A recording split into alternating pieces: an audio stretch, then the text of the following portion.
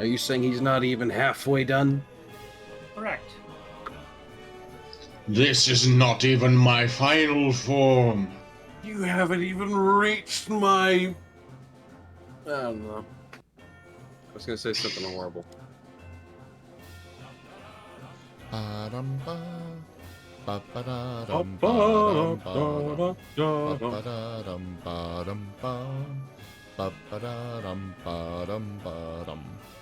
Hello, everybody, and welcome to the stream. I am Razim, and this is House of the Deathsinger, World of Darkness, Werewolf, the Adventure Line Edition. We're going to turn it over now to Kerr for the recap. Kerr, show us that yellow line. Hi everyone. Hello. Last week we had our dear friend Michael go in with some backup in order to try to infiltrate one of Pentex's facilities in order to deal with a very dangerous ghost before it decided to turn this city into a graveyard. Him and his backup were able to make it in before discovering they aren't the only ones who are hunting this thing, while the other werewolves are currently remaining outside. Not just that though, but now he has learned that there might be another werewolf down below.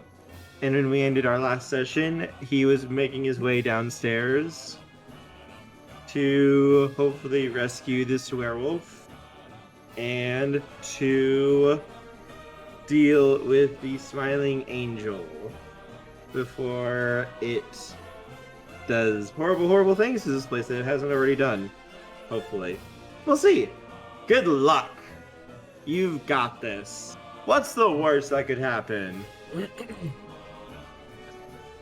The worst? My- Zim forgets to kill off the starting soon screen. Oh, right. Yeah, that's...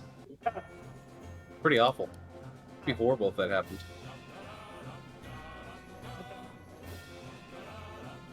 I don't know what you're talking about. Quality stuff right there. Thank you, by the way, Kerr. You reminded me of another song.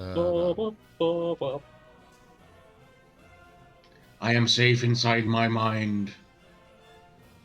At least I'm safe inside my mind. Should we That's test horrible. Don't say that to a mage. They'll take it as a challenge. That guy's a werewolf.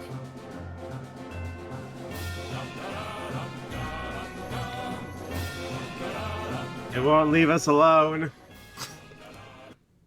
Alright, I'll go back to regular music, since none of you can appreciate the yellow line.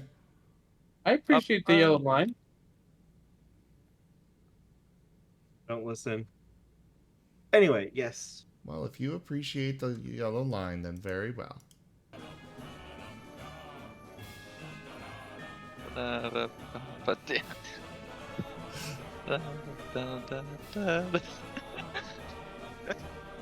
you make your way downstairs through the elevator, Michael is following the yellow line. don't follow the yellow line.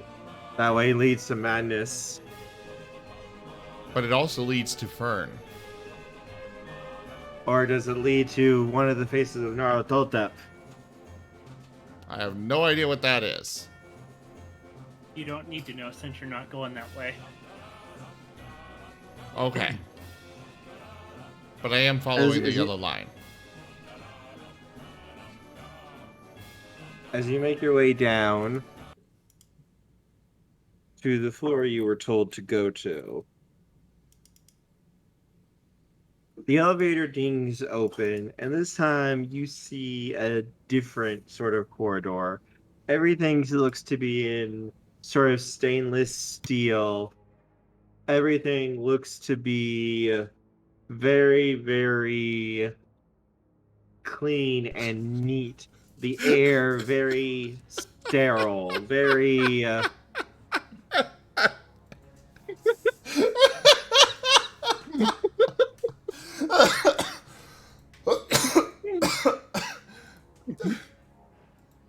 Really?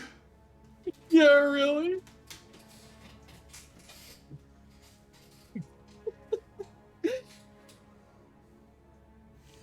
I apologize, Kerr.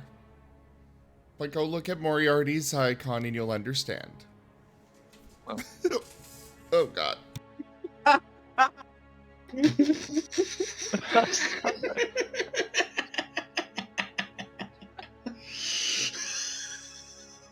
Da da da da da da da da da da da da. Alright, I'll change it back. he's been infected just like the soup. Why do you even have that? I didn't have it before. I was able to get it on Google real easy.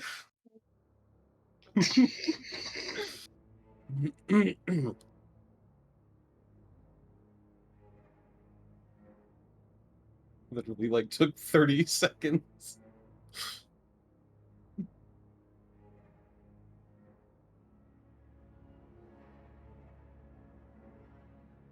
But yes, it doesn't look like there's anyone really around here that you can see. The air smells very just empty, like there's nothing here. At least that you can smell. You can see some doors ahead of you. Each one. No, there is no yellow line. It has been erased from reality itself. It has never existed in the first place. You can see a couple of doors on either side of the hall. They look like sliding doors made of metal, and you can see little keypads in front of them. Like, there's no scent at all, Neon. Like, there's just nothing. Normally, there's something in the air. Even if you don't really notice it that much, this is just like, there is nothing. So, of course, somebody has gone and drawn the yellow line, the adventure line, as an anime magic girl. What? Don't tempt the Fae. Oh no.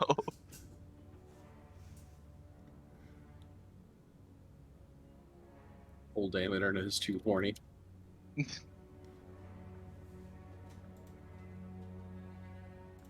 Hi, Lightning Dragon.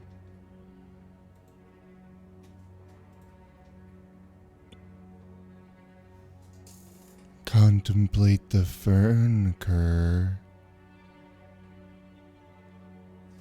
Alright, so anyways, Michael is, I guess, looking around.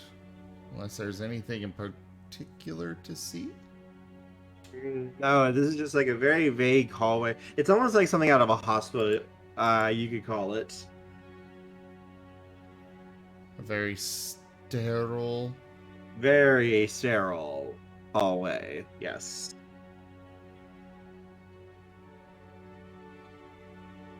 There are a few doors ahead of you. 2 on each side. And then one at the very, very end.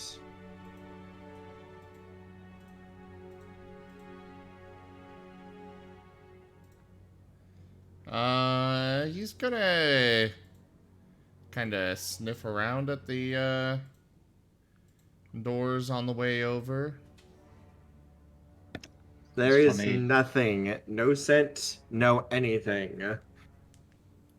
It's fun. When picking it up or picking up nothing, he will check each door. They are locked, and there is a glowing keypad beside each one. Each keypad looks like it's glowing red. I am going to use I don't know what the name of it is, but The one where I can literally It allows just you to open the doors. Yes. I knew you had that one. Alright, which doors do you want to use here? Yeah. He's just going to unlock and open each door as he goes. Okay. Looking inside. The first room that you open looks to be a surgical theater, from what you can see. Very pristine. There's a table in the center of the room, lights hanging above it, and many, many, many surgical implements around the table.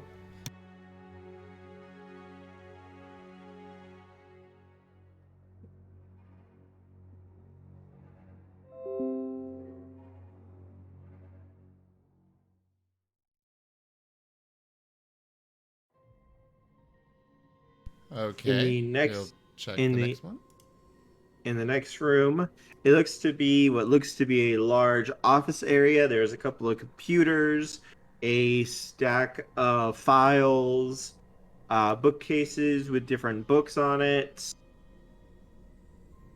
about a half dozen computers set up on multiple tables.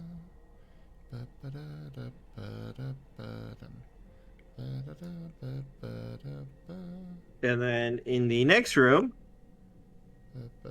you find a row of cages.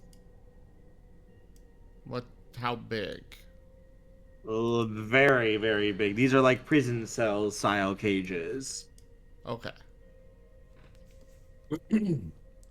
And at the very end, laying out cold in the last one, is what looks to be a wolf.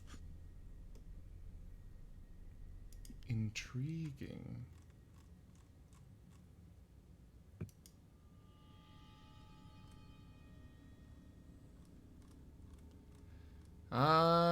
He is going to go investigate the wolf. If you would give a description of your character in their wolf form. All right. Right. I would say I look like a. I would say I look like a. My character looks like in their wolf form looks more like a gray wolf.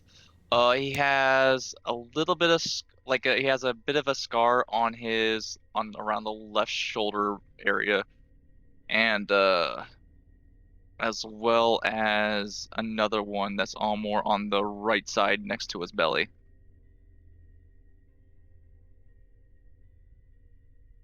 And he has I want to say he has like some blue eye, like blue wolf blue eyes in his wolf form as well.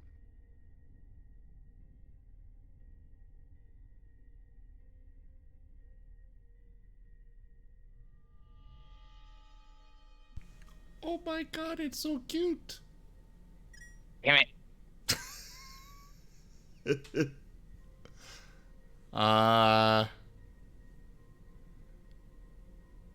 Would my ability technically work on this cage door? Yes. Okay. Yes. Then Michael's just going to would. make it open. Yep. Yeah, it snaps open, no problem. And you are able to get in. The wolf looks unharmed. It looks like he is just out cold, is it? Michael's going to reach down and try to shake him awake.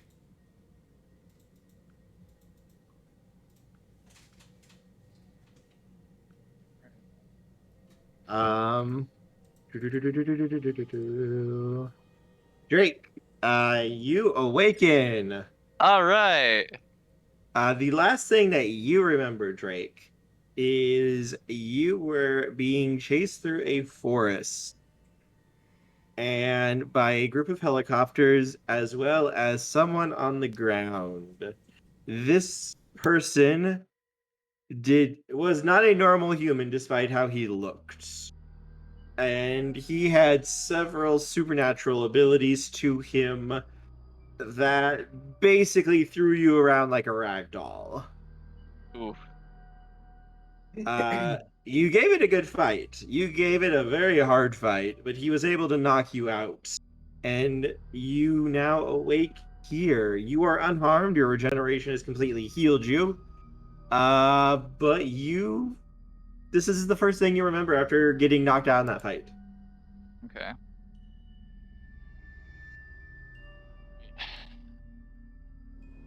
So at this point, I'm just like shaking my head, just trying to ponder like where am I right now, as well as just trying to get a sense of my bearings right now. Just trying to get my head in order after being There, out cold. there is a human kneeling in front of you, Drake. Mhm. You can, however, smell the scent of a werewolf on him. He is Okay. pretty much the only thing that kind of smells here. Well, him and the man that is standing behind him, kind of keeping watch. Okay. He does not smell like a werewolf, though. He smells. He has a human scent, but over that, there is the scent of death and the scent of spirits on him. Very, Oh. very strong. Okay. Ah, good. You're finally awake. You were caught trying to cross the border. Got halfway. Got halfway through. I don't have that line memorized. Yeah, me neither. It's been a while since I played Skyrim now. Ah. All I remember is, and that thief over there.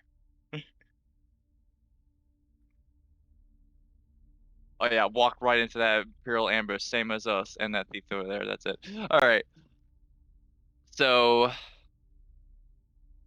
since I'm kind of getting the familiar scent about the one person who's in front of me, since he smells like a werewolf, I'm going to just right now, just kind of look at the other person behind him, just out of curiosity, since they have this weird, the smell of spirits as well as death. Looks You, pretty normal looking. you okay there? It looks to be in his probably guess late 20s. Nothing really standoffish about him right now. Mhm. Just looks like kind of like a normal guy. He looks like he's in a work uniform, like something like an electrician or someone of that sort of ilk would wear. Someone from those places, I see. I right now, just I guess for now, I'm going to try to I guess like nudge my face a little ahead, just kind of for the first person to see kind of get try to get an idea about who this person is, just like for them to explain things. If they, Uh, they can. Michael, you see this wolf nodding towards Nathan. Ah, yes, you probably smell that. Don't worry, he's a friend. This other guy looks over at you, Drake, and just kind of gives a little salute towards you. So, are you gonna sit here and stay here all day, or would you like to actually get out of here? At this point, yeah, I just get up on all fours, kind of shake my head a bit, and yeah, I just kind of just go a little bit, yeah, and then let's get out of here. God, you are cute. God, fuck. Damn it, no. Stop it. I'm not cute. Sorry, but that's kind of certifiably, you know. No, Uh, no. Nathan's kind of going to glance between you guys before looking towards you, Drake. Don't take this as an insult or anything, because I don't really mean it that way. It's going to look kind of conspicuous if we're walking around with a wolf are you able to take human form by chance? I right now just kind of like I hear that and I just kind of focus a little bit, trying like after being unconscious for a while, and yeah, I just start changing into my human form. What does your human form look like? All right. So my human form kind of like he looks pretty scruffy. Kind of looks like someone who's definitely been in the outdoors a lot. And yeah. I would also say he's also has he looks a little bit on the dirty side from spending so much time outside. I would say he also has dark brown hair, as well as like a bit of a beard growing on him.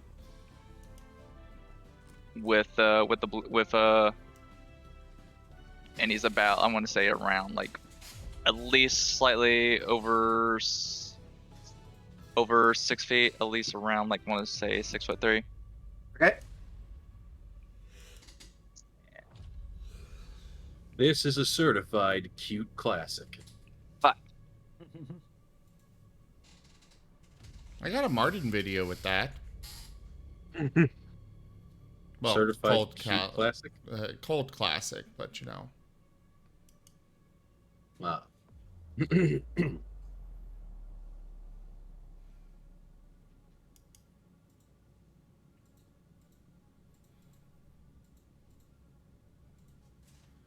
All right.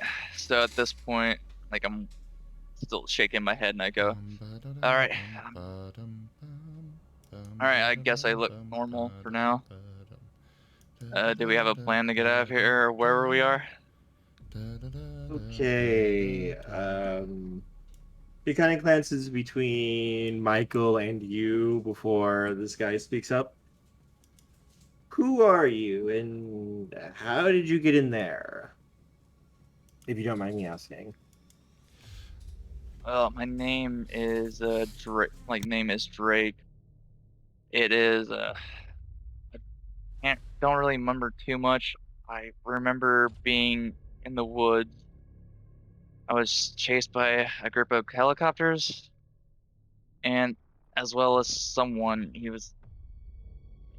definitely had something about him. Like he ended up not only beating me, but he was tossing me around like a rag doll.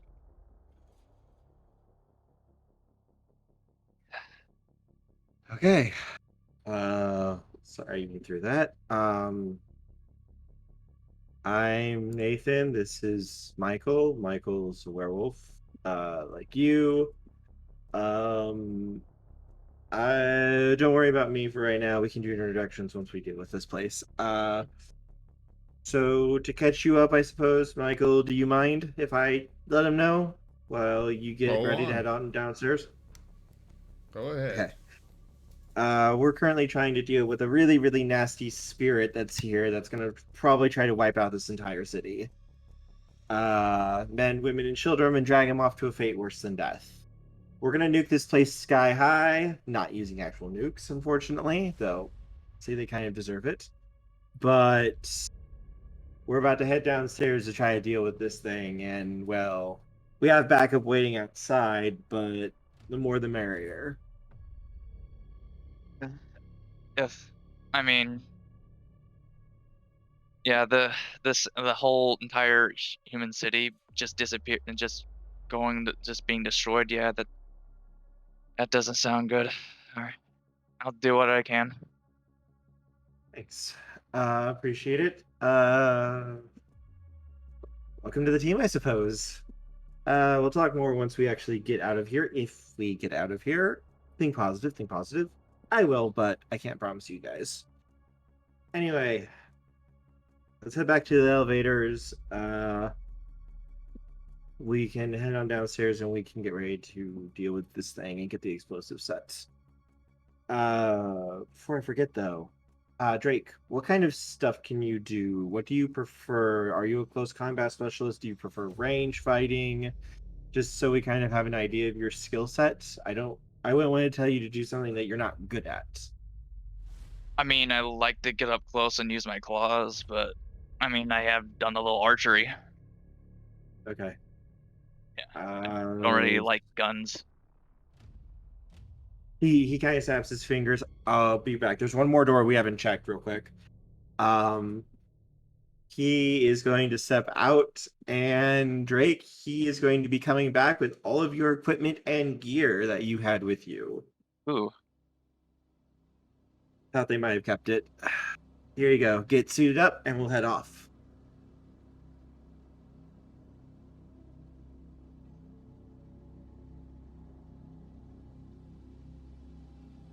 Right.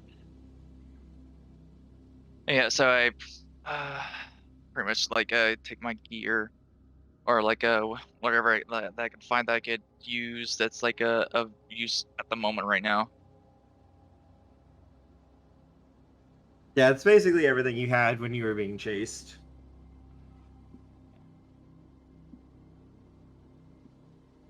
And once you are suited up, let's...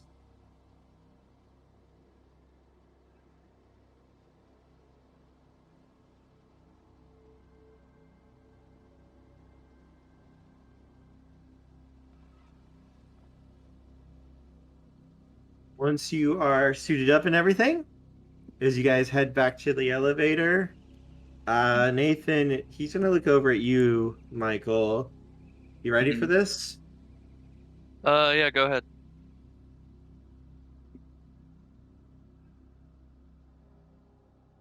All right, Michael, you ready to go? You ready to kick some ass? Well, I'm not sure how much ass there's actually going to be to kick, but yes. Spectral ass is still ass. He's gonna step into the elevator and wait for you guys to hop in before hitting the button to go down.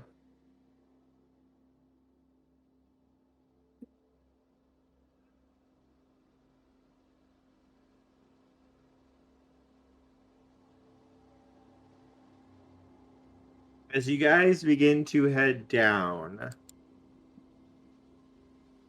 give me one moment.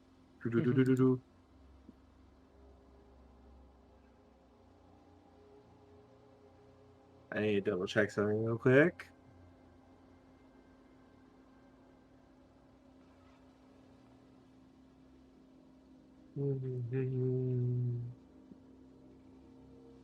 Wrong one. Not what I wanted. This is the one I wanted.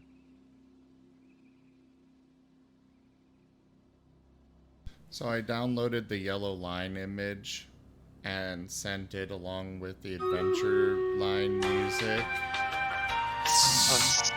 Yeah. That's not it.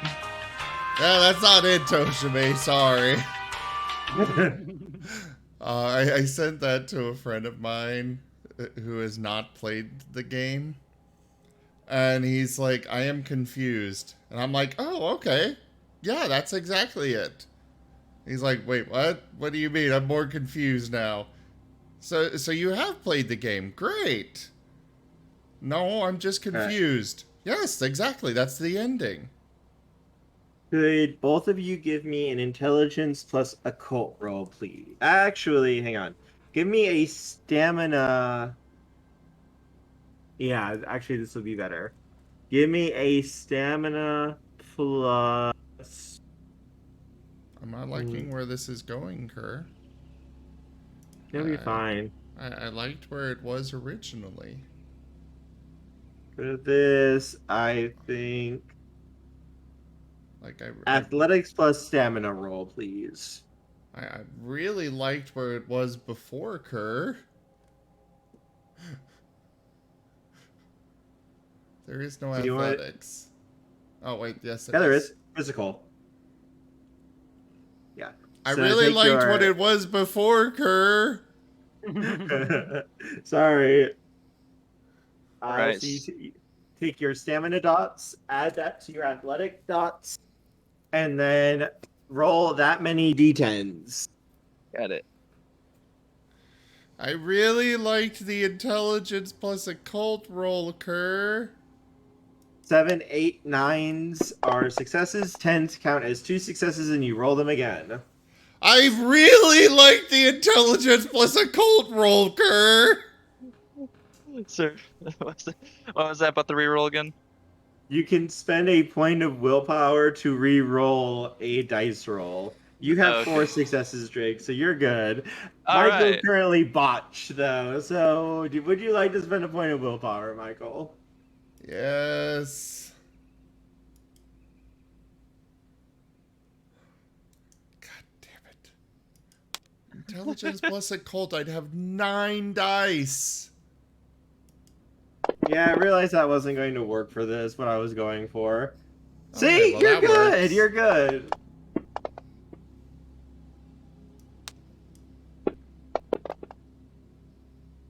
Okay. See, you're fine. You got an exceptional success. Okay, as you guys are going down the elevator, the walls suddenly begin to ignite and glow with a golden light. As you can see, strange runes and sigils etched in the elevator, moving along the elevator walls as you go down. Drake, you feel a pressure against you, but it's not that bad. Like, you can push through it. It's not going to slow you down. Michael, you hardly feel it. You feel it for a second before you just kind of shake yourself, and the pressure just shatters. For Nathan, though, Nathan looks like someone just freaking punched him, and you can see, like, something coming out of his back. Not just his back, like the entire back part of his body. It looks rotted and deformed. It reeks of decay and death.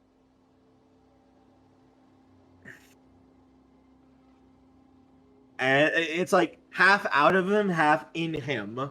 You can see the back half of whatever this thing is.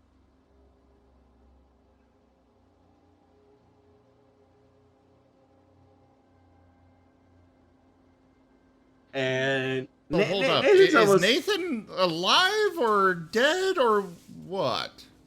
He's standing. He just looks like he's in a lot of pain right now. And this thing is like halfway out of his body.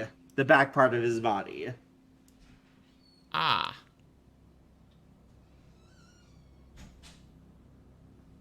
Yeah. When the elevator dings, he just like nearly collapses to the ground. Hyperventilating as this thing just starts slithering back into his body. You okay there, Nathan? Oh, no, I'm not all right. What the hell was that? Wards for ghosts to make it so they can't go through it. Oh. Yeah. I've seen wards like that before in a house here in town. I had some help though with them because I couldn't get through them. Because what you just saw would have happened. They were able to help me take care of it though. Fuck. Oh god, that hurt. Just give me a minute. I just need a second. Okay. Yeah, I'm not going to be able to go back up that way with those things still there. We're going to have to find a way to take them out before I can leave here. If I try to go out that way, I'm going to be a freaking mess again. He kind of looks over at... Oh, sorry, go ahead. He just kind of looks over at you, Drake, and just like, sorry you had to see me like that. I didn't expect that necessarily to be here in the elevator shaft. Yeah. Yeah, I think we may have to find another way. Oh, okay. So, what that tells me, though, is these things aren't going to be able to run very easily from us. Because they're not... I was able to get through there because I have a human body. I'm sharing it with that you saw. So I'm still technically alive. I was able to make it through that, even though it felt like I was getting ripped in half. The ghosts will not be able to run from us. I can say that for certain. There's no way they're going to be able to get through those wards. That's probably why Pentex built them, to make sure this thing can't leave if they don't want it to. Real quick, stream note thing here. I am running Stream Raiders Dungeons and could use some help here, guys. So please go place your troops.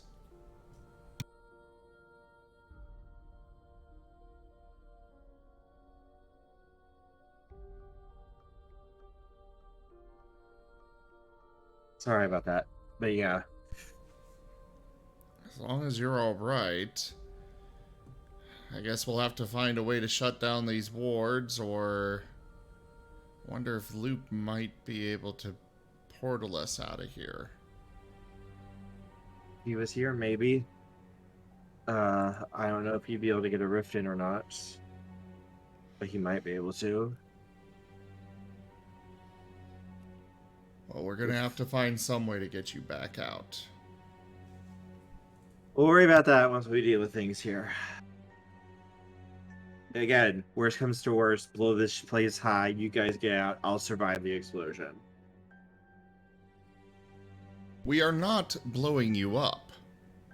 I'll be fine. You can't kill me anyway. It's just going to suck. Barney just goes, why not? I don't know, do you bleed? Yes. Well, then we could kill you.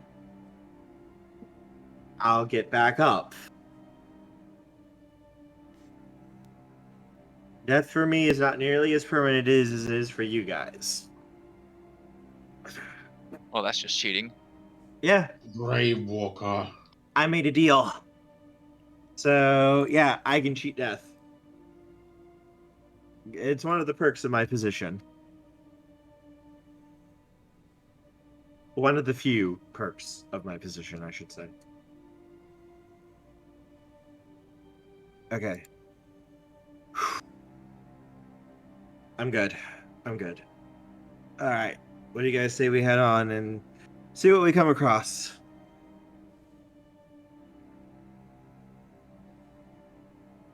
Might as well. Looks like we don't have any other option. And as we step out of the elevator, you step into a very large chamber. It looks like almost like a warehouse, but there isn't really any shelves or anything, like nothing to hold anything. It's just a very, very large room. And on the other side, you can see a man sitting at a desk. He is looking at a book. Looks like he is reading it. He's kind of leaning back in his chair, feet up on the desk. He is wearing a black shirt and matching pants. There's red trim on the shirt collar and around his wrist. And his hair is black, just like his clothing. And looks to be around mid-30s, early 40s, give or take. And Drake, you recognize this guy sitting here. Oh. This is the guy that yeeted you around the forest. Oh, damn. Okay. Yeah, I look at Michael and Nathan, I go, we're in trouble. That's the guy. Not to worry, not to worry. Just follow my lead. Nathan, hand him some of that gear. He will nod, and Nathan's carrying a lot of computer gear and such, and he is going to offer some of it to you, Drake. He throws his hands up. We surrender. So, how far away are we from this guy? 40, 50 feet, give or take. Okay. His table is right next to a really, really big, like, gate-like door. All right.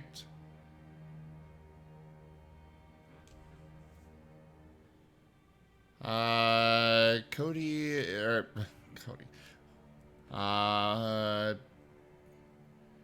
Does Michael know that that's actually Nathan? Is this is it through there? Can you sense it at all? Nathan is currently glaring daggers at this man.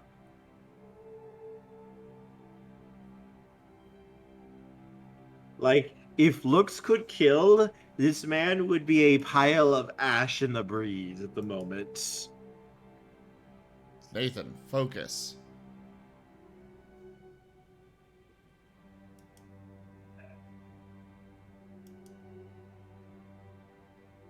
Those wards that we went through.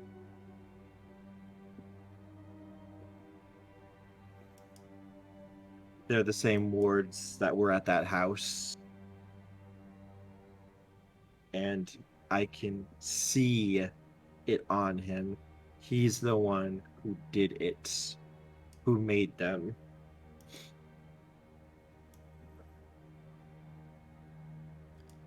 I see. Well, I'm fairly certain we're going to blow him up along with the rest of this facility, but I need you to focus, okay?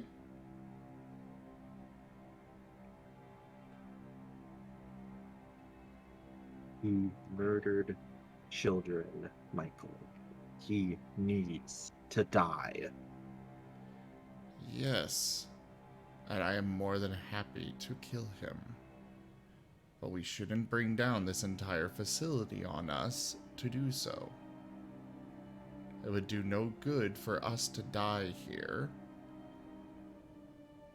to take him down.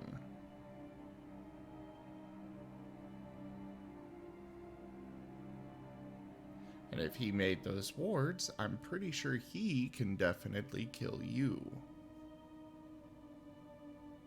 He'll nod slightly to you. Alright, we play this your way.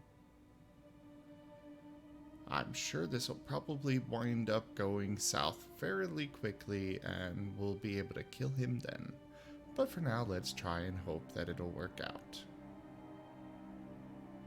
As you say that, the man looks up from his book.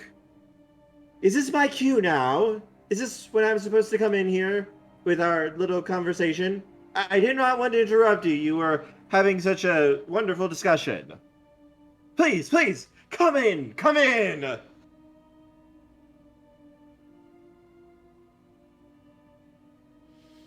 See, when we were fighting, he's annoying. I see that you have found the target that I was sent after. Good to see you out of the cage, dear boy. Truly, your battle was one for the ages. It was quite a thrilling battle. You gave it your all. You pushed yourself to the limit. And though you failed, it was glorious to watch you fight. To struggle against the inevitable death that sought to claim your soul. You should feel honored.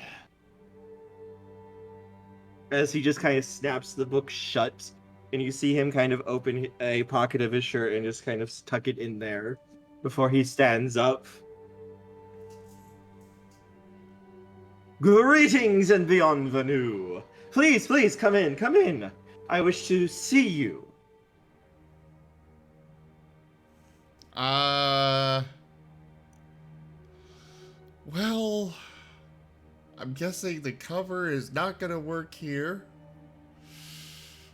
Oh, it's clear he knows. It is 100% clear he knows. You don't know how he knows, but you know he knows that you guys are not who you say you are.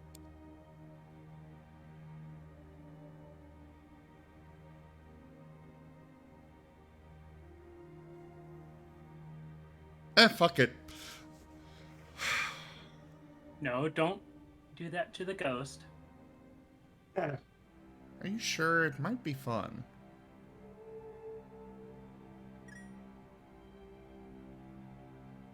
Don't lose your soul.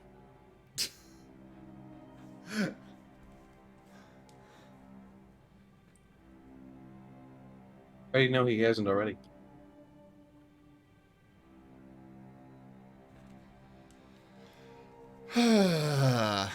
Michael's gonna go ahead and go a step forward. Well, it seems that no point in pretending here. Who are you? Look at you, stepping forward with honor, willing to face your foe and not hide behind cowardly pretenses. Glorious! You know, you remind me of someone. Indeed. You've seen someone who has as fine taste as I do. No, I've encountered someone that is loud and obnoxious, just like you.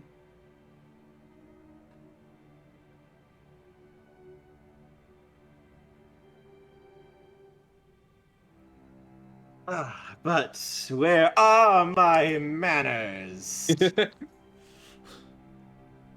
I don't know. I think you might have left them upstairs somewhere.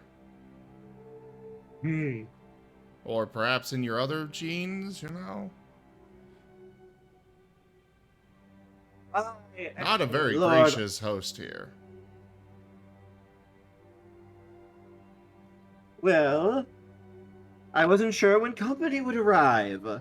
And I do have my duty babysitting here. I simply could not leave.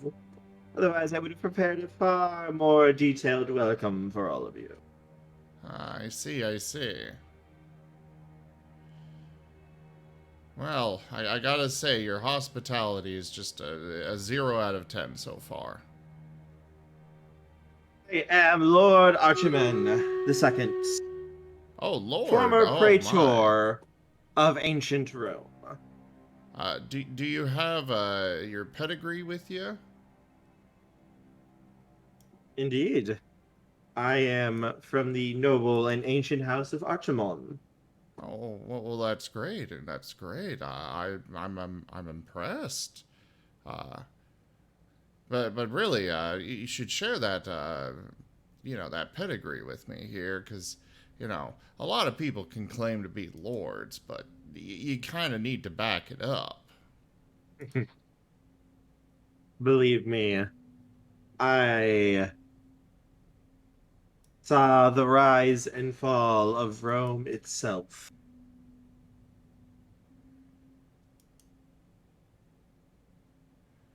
Well, I mean, you don't look a day over 200, so Yeah, that's quite beachy too, pal. impressive. Pentex has quite the health plan. Ah, I see, I see. So are you gonna talk to death, or what exactly are we doing here? Well, we have not reached the point of the encounter where you have attempted to go through these doors and I attempt to kill you. Oh, well, I'm glad to know that it's an attempt to kill me rather than success, so perfect. It means I've got a chance to survive this. There's also a chance you've got to survive this. But I'm still waiting to see that pedigree,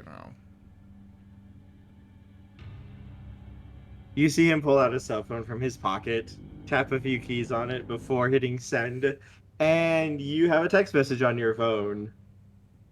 Oh, come on. You don't have the original papyrus sheets or whatever it was you used back then? You see him open the desk, reach in, and pull them out at the exact moment you say that. Ah, now that's what we're talking about. Gotta get some authenticity in here. Yes, I came prepared. I knew what you were going to ask for. You know, I thought I replied to Planned Hippo there and then just realized I did not. Hi, Planned Hippo.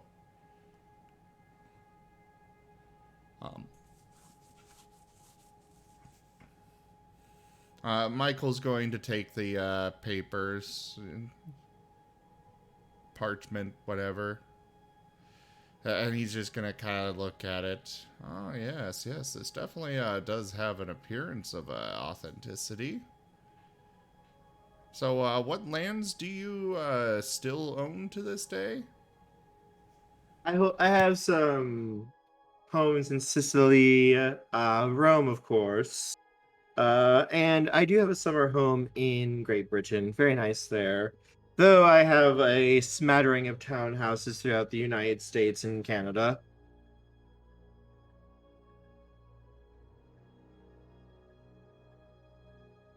That is quite a lot that you own to be, you know, Pentex's lapdog. Ah, well, you see, I simply do not care to try to ascend the hierarchy. Honestly, way too much infighting for me. I am quite content doing what I wish to do. Do you really do what you wish to do, though? It seems like you're kind of at their beck and call. I mean, they've got you just sitting here. Babysitting, of all things. Oh, yes, because I am very excited to see what my dear, dear children are going to do. But they are not ready yet, so their instructor is educating them, Your children. preparing them. So you Oh, are indeed. the infamous friendly angel that we're here to find. One form, you could say. So you're not Have even. you thought about... So you're not even at least one of the fair folk then. You're just a freaking ghost then. Okay. Not necessarily a ghost. I was never a human, necessarily. I could simply take many, many forms. I can do what I want as I want, and, well, what can I say? Living among you mortals is enjoyable. So just copying everybody else. Alright. Nothing original there. Maybe you are a bit more like one of the fair folk. But at least they've got a bit more taste. I mean, have you tried salt? Just, you know, replace that outfit with salt, you know. Then you'd be perfect.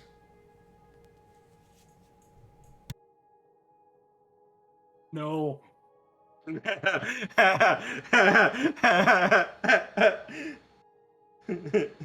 had to say that word.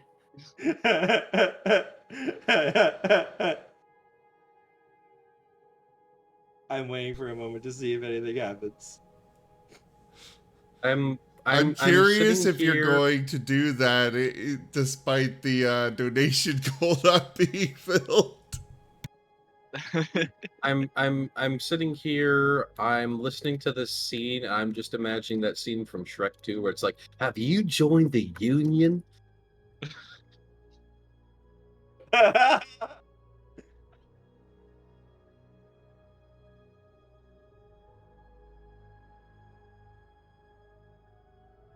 Oh, I know what you're trying to do. You're trying to call that dear, dear little friend of yours here, aren't you?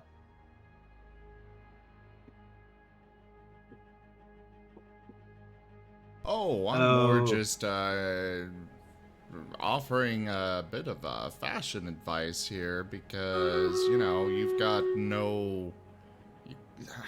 Come on. All black, really? Are you mourning something? Like, you don't sound like you're in mourning, but you're dressed like it. These Where's are the my pizzazz? relaxation clothes. I'm not. I am off the clock, you could say. My children are being educated at the moment, and well, I have Right. some time to relax. You know, I appreciate the attempt here at just fooling yourself, but come on, man, have some more respect for yourself. You're literally just sitting here wasting away at the beck and call of Pentex. Oh, is that so? Quit taunting him. You're gonna get a Cappadocian against you. I have no idea what that is. They're a type of vampire. Ah, Yeah, they're The vampire. ones in Italy. The Mario Brothers? I mean, I'd only get one after me if we don't kill this guy. They're the vampires of death. Yeah, they like to fuck Magic. with dead things. Aren't all vampires of death? No. They're the ones of necromancy, then. Oh, Aren't they all? No. Wait, isn't that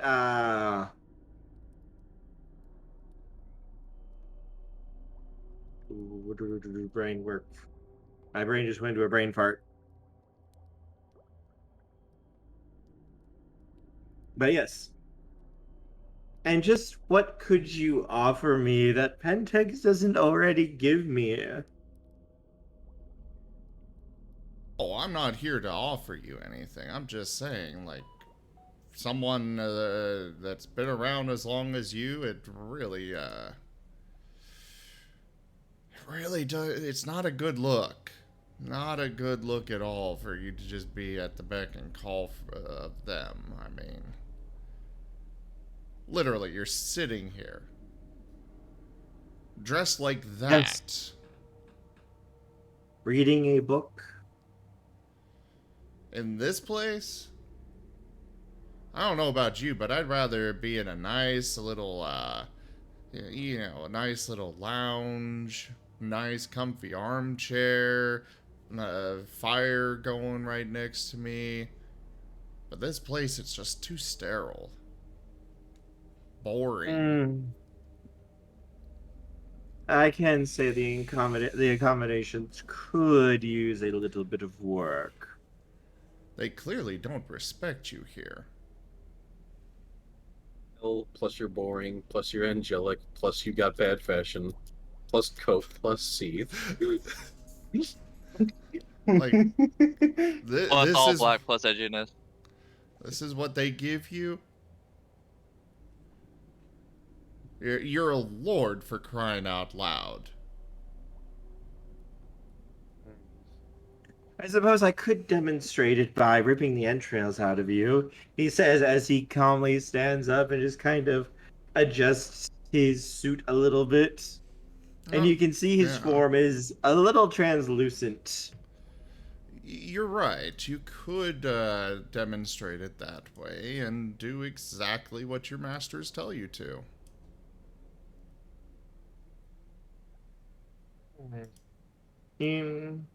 Yes. I think I will now. After all, who's gonna stop me? You and what army? Oh, that guy. And Michael is going to flick a thumb at Nathan. Yeah, the Hulk.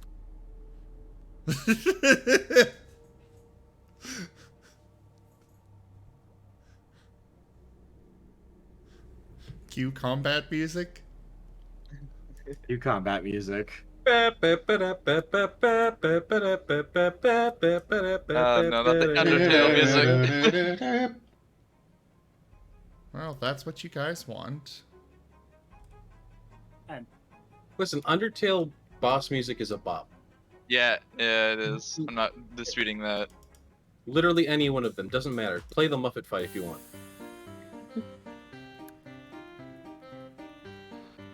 That one good? Yeah, it works. Okay, how about this?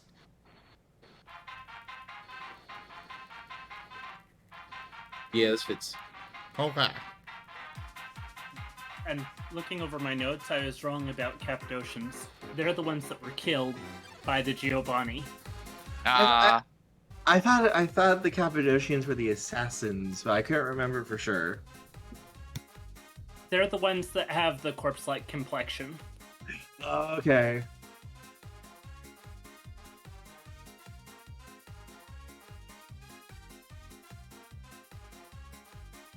But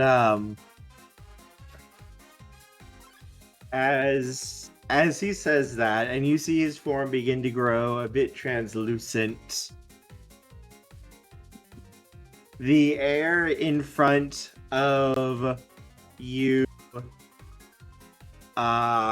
Michael, and you, Drake, begins to glow. hmm. Scene shifter. Hey, Perry, Barney, Nevin, can I have a roll from you guys real quick? Oh, yeah, Yeah. sure. Why not? Give me a wits plus investigation roll, please. I already know what the roll on that is.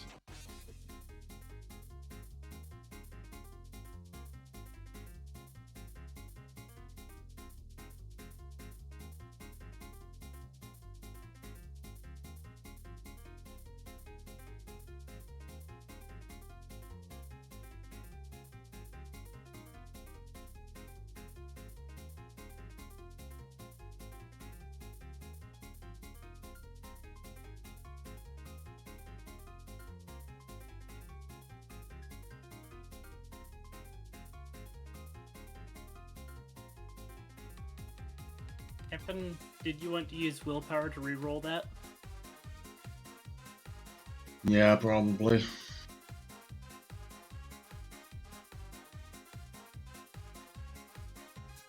Let me just mark that up.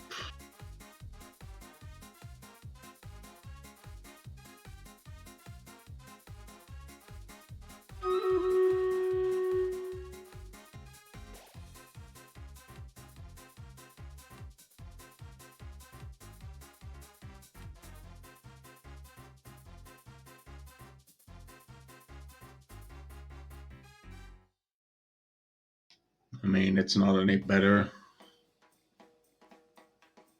Alright. Harry, you are currently distracted by this very, very cute looking bird that has landed near you. It is a very, very cute looking dove. Dove, sorry.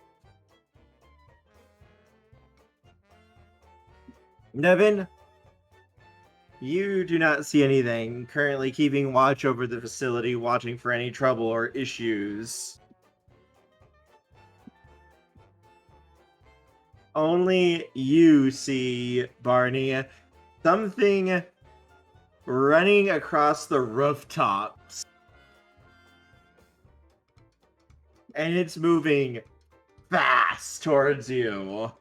Very, very fast. Able to make like 20, 30 foot leaps across the rooftops.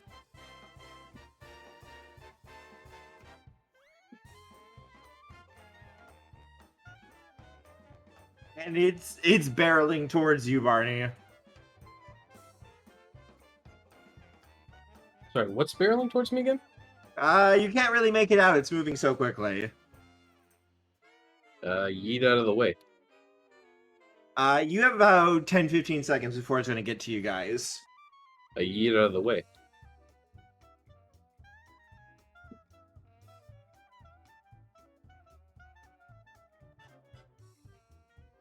So you don't try to call a warning or anything out to the others either? You just get out of the way?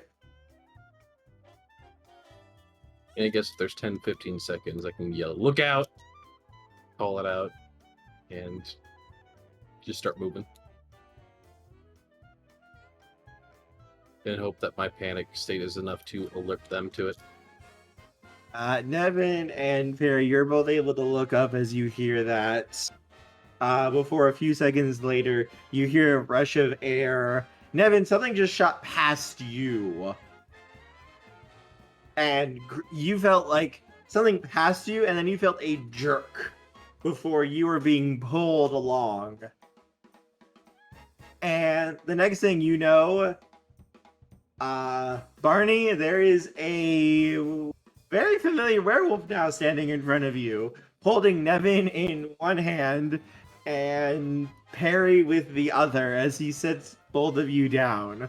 And both of you recognize Loop standing in front of you.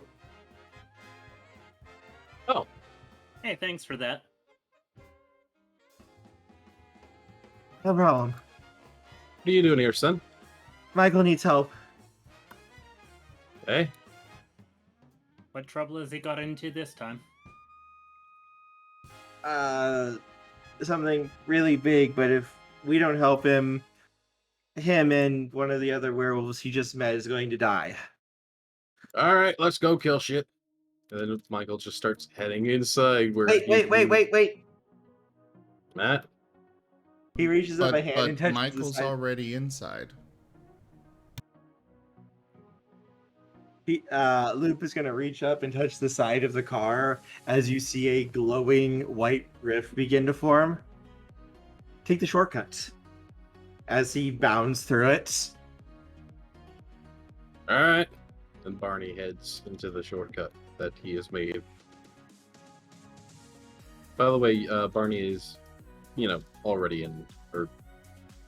Is it Urshel? The big werewolf form. Yes, the Krynos form. The Sure, Guru form. Krynos. Guru, technically, in this edition. Guru, yes. Yeah.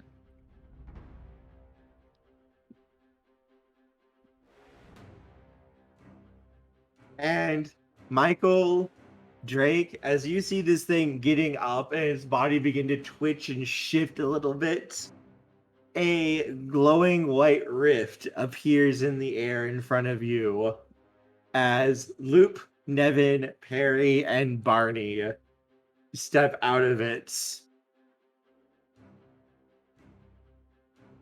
Barney looking like he is ready to rip something apart. That the one I need to kill? He just points. Give me a second. Michael, feel free to respond, though.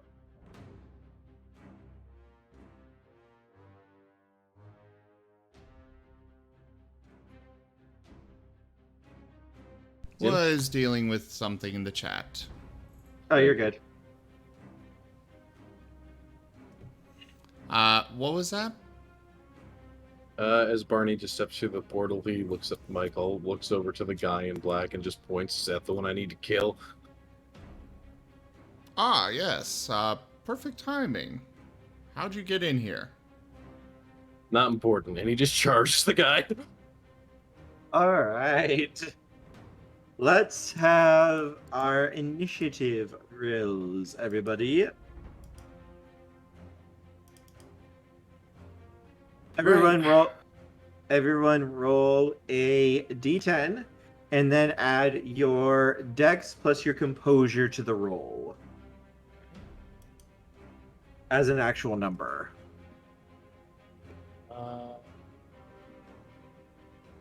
There gives my dex +1. I got 7. Okay. Keep in mind that you can click the modifier box in the bottom left and then roll the d10, and it'll put in the full number automatically. I actually did not know about that. Thank you. Yeah.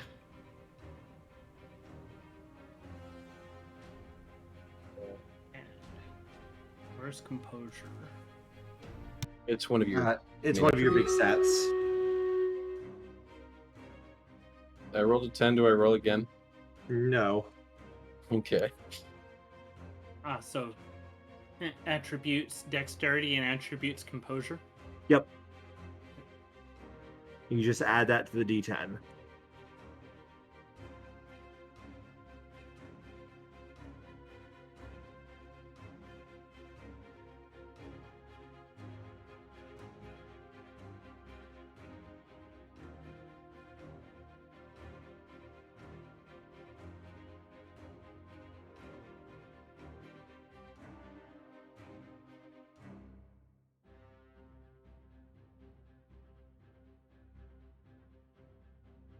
Okay.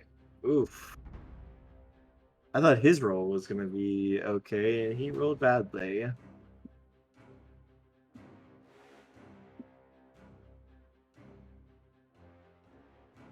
All right, so we are going combat against the boss. Let's see how you guys do. All right, Barney, you get. Let me see if I can get the turn set up. There we go. Barney, it is your turn. This thing is about. You could reach it with a run in your form, no problem. You could close the distance to it. All right. I'm gonna do that, and let me find where I have the PDF open. I know I have that open somewhere. Here it is. Page 11.7.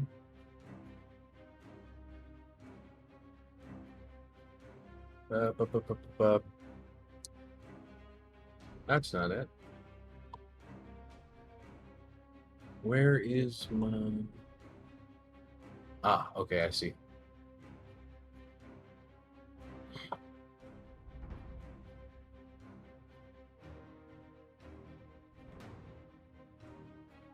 I'm going to burn an essence to activate my killer instinct, which gives the Raharu benefits from the 8 again rule on brawl and weaponry dice pools for the duration of the scene.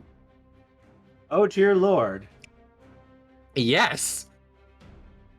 I am very glad Archie has a lot of HP. Right? And...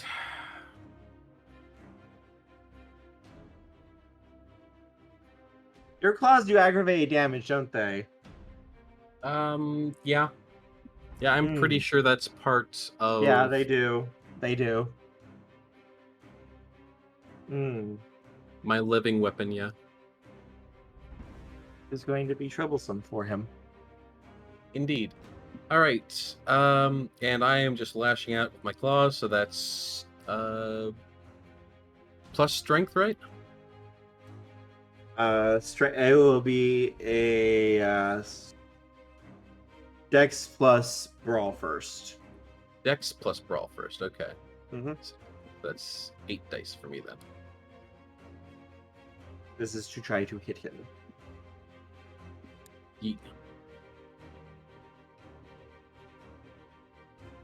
Son of bitch, I would like to spend willpower. Sure.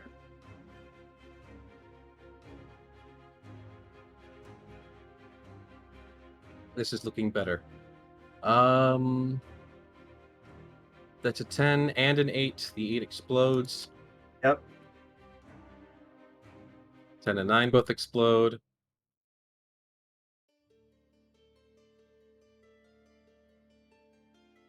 Okay.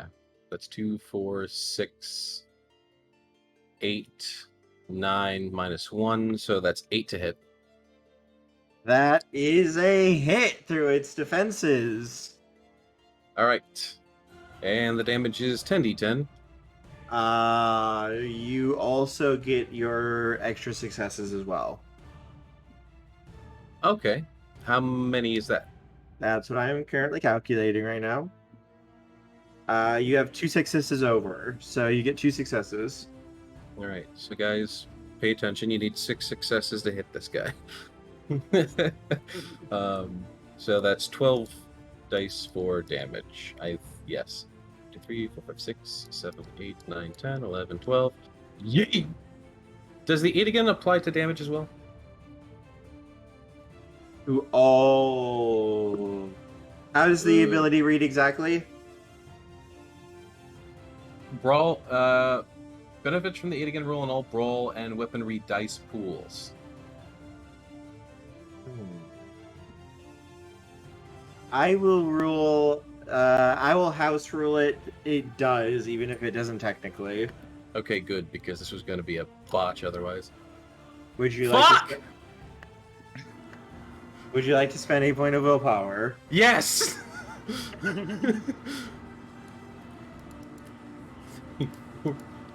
7, 8, 9, 10, 11, 12.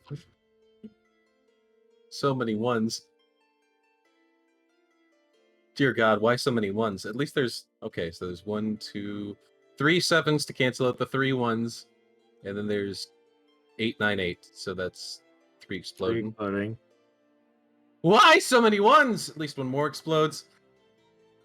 Okay. So that's 2, 4, 6. That's 8 damage. Plus... Oh, plus 3 aggravated. Ow. Okay. Yeah, he can't actually soak aggravated damage.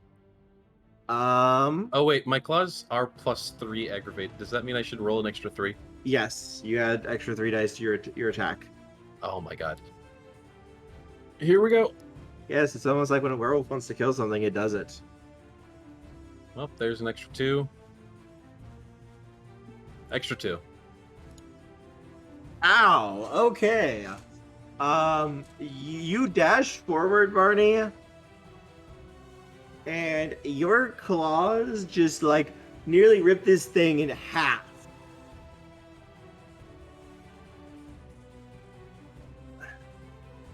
Lovely.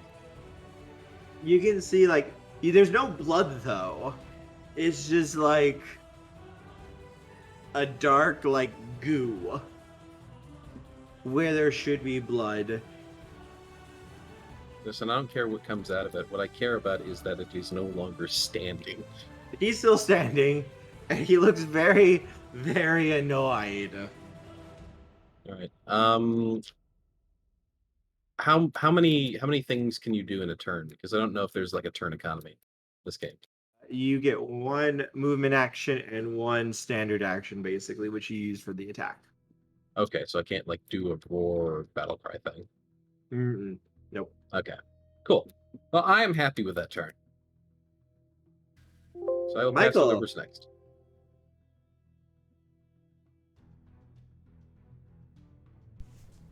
I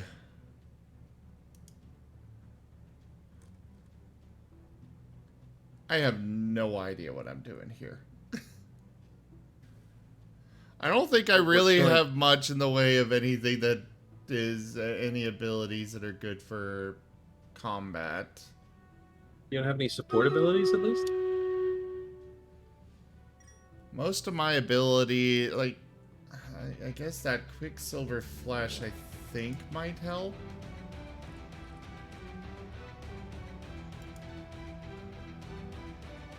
But that's more of a, defense thing, I think. I might need some defense here in a sec. Not for you, though. Oh. For him.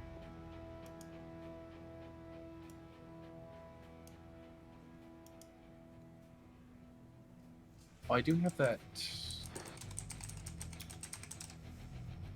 I have pack tactics, but I'm pretty well, not pack tactics. What's it called specifically in this? Pack awareness. No, not that. It's something else. It's different. It's not pack tactics. It's the pack dynamics, which is I don't have. Okay, so Quicksilver Flash would not help at all. All doors locked, that's already in effect and wouldn't help here. Shadow Pelt, I'm pretty sure that is extra. That's your stealth one. Yeah, that's my stealth one. Pack dynamics only affects actions. Okay.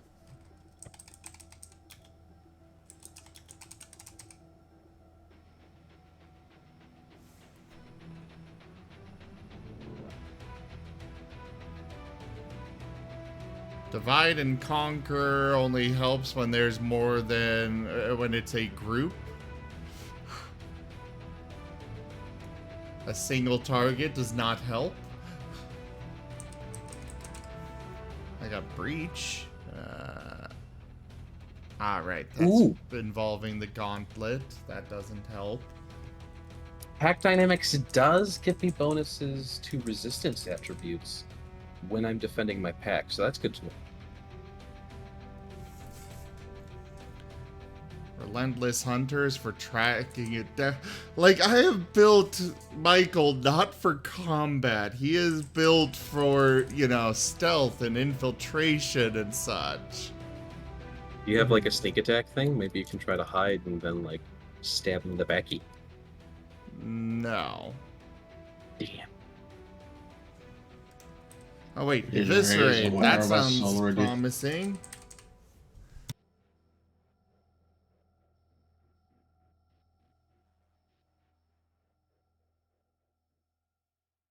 Or help a man out.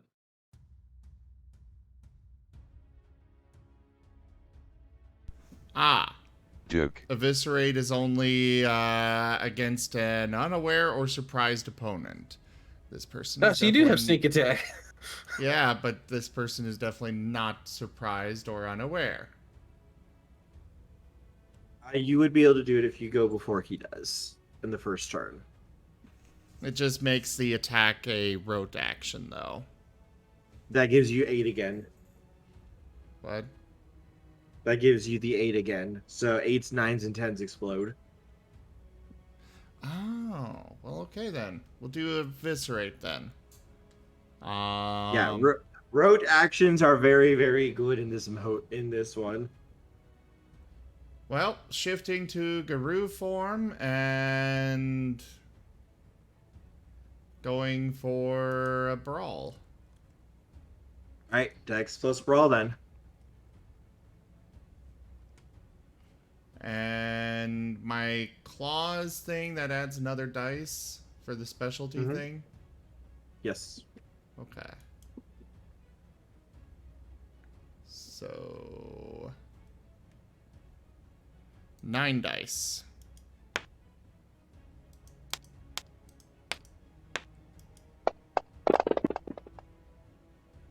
Eights, 9s, and 10s explode. 1, 2, 3.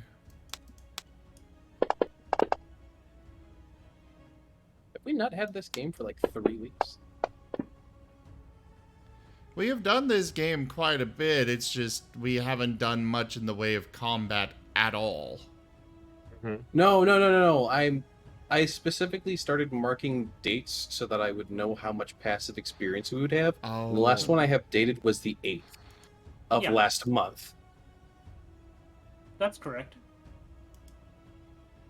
We had a game last week, didn't we? No? No, It's we been a had it solid. last week. It was a shorter Did we? one, but we did have it last week. But Oh, you were yeah, not. yeah. Yeah, no, last week, yes, but not the week before that. I don't know if I can count that for the 5 experience we should have then. You should have got an experience last week. Okay. Yeah, but Moriarty wasn't here for it. Yeah. What do you mean I wasn't here for it? He was here, could've wasn't he? I could have sworn I was. That was the one where Kerr had to leave early, right? Yeah. Yeah, I was here for that. Okay. Alright. Oops. Sorry, Alright, so also doing Stream Raiders. So my total here, let's see. So they count as 2 when they explode, even on the 8s and 9s, right? Correct. Yes. 1, 2, 3. I think that only applies 5, to 6, me unless you have 7, something to do that for you. Yeah, that's what a rote action is. 6. Ah, 7. That will overcome his defense, yes. So now what do I roll? Alright, 7, so you only be defense by 1, so it's only a +1. What is your strength? Oh, strength. You should get a bonus hit since you're in your guru form. Okay, it's a +3, so 4. All right, and then you get 8 dice of damage.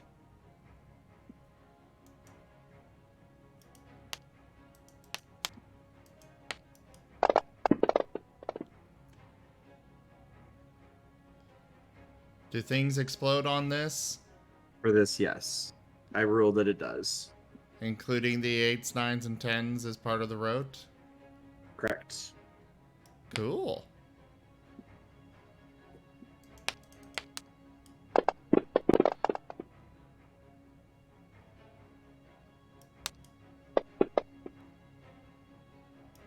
Let's keep going! And this is why rotes are really, really good. Okay, so 1, 2, 3, 4, 5, 6, 7. Oh, wait, no. 1, 2, 3, 4, 5, 6, 7, 8, 9, 10, 11, 12, 13, 14. Oh.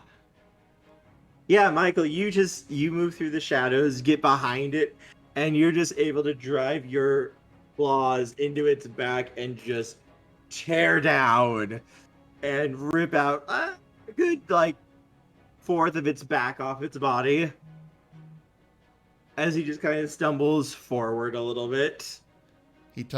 Michael teleports behind him, claws going into his back and rips out the spine. Hey, I got a new chew toy for someone. He's still standing though. He just looks hurt. Nevin, it is your turn. Okay, I'm gonna take my rifle with the iron bullet, and I'm gonna fire. All right, make a dexterity plus firearms roll, please. Or weaponry.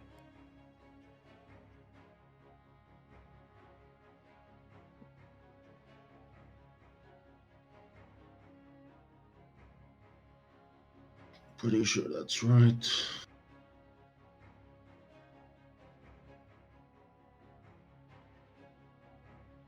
One, 2, 3, 4, 3, 4, 5, 6, 7. That will be a hit.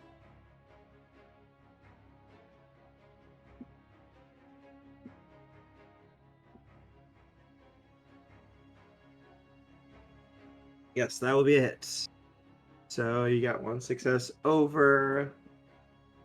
So we go dex plus your weapon damage plus 1. I believe a sniper rifle is a +3 to damage, if I remember correctly. Let me check that quickly.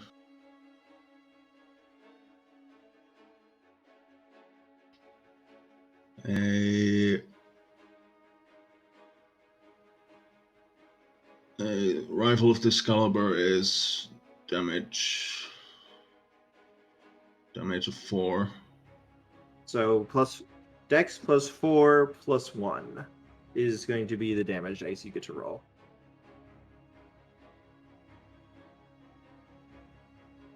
That's D10s again, right?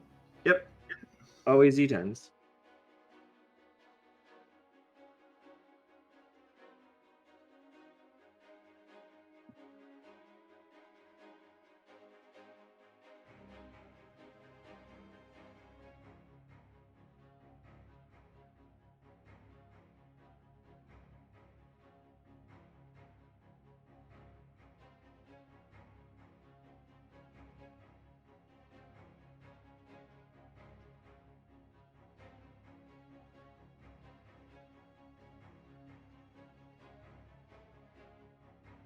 Devin, you fire. Your shot is perfect. It hits him right where his heart would be if he was a normal person. And he doesn't even really seem to notice it that much. Like, you can see there is a small hole, there is a wound, and it does look like he felt it. And it hurt him a little bit, but it did not do that much to him.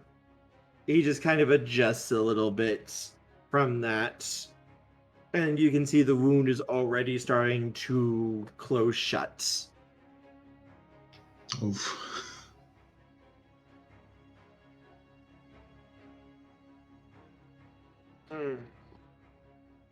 Ah, I see. My turn. As you see long spectral black arms come out of his back and his chest, each one launching towards each of you.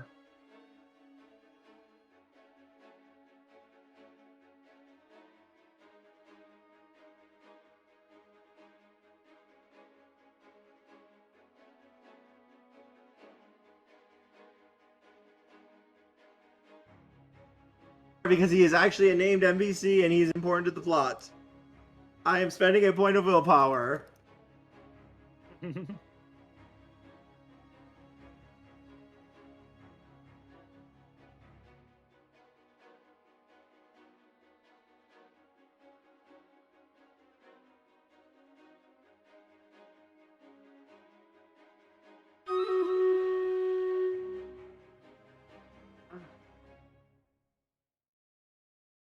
Okay, session over, everyone. Sorry, we're ending the game now. Why is that? No, Because of it- rolls. My guess, yeah, he rolled terribly. Okay, okay. I just want to say this real quick, okay? I just want to say this for our lovely audience, for the viewers of the video who might watch it, and for my dear, dear players. Oh. The curse of my DM hood has struck again. Oh.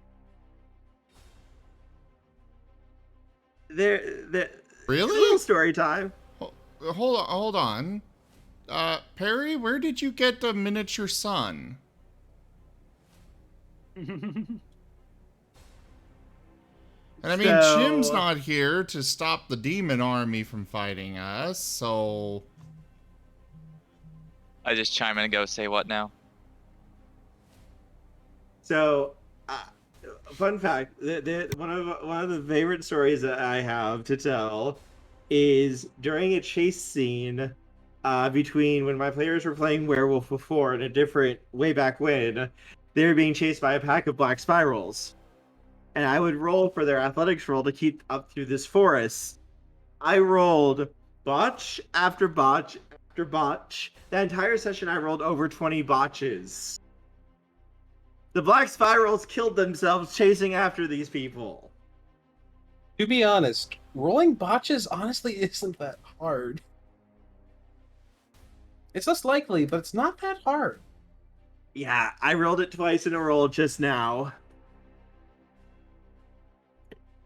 As you see this creature form these spectral arms and send them out towards you guys, and you're not sure how or why. You think maybe its aim was off after taking such heavy hits, but its arms miss each and every one of you and slam into the earth, and it looks like it gets stuck for a second.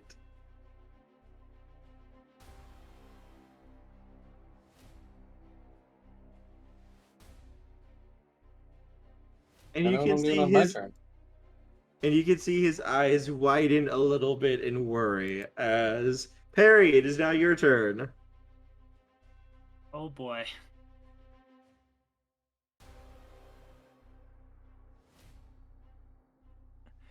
Well, treat spirits in kind and it's already attacked us.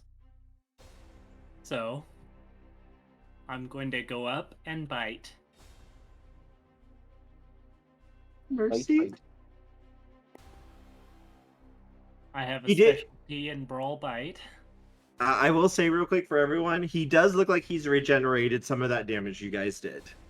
Not for long. He does not look nearly as badly or bad or torn up as he did before.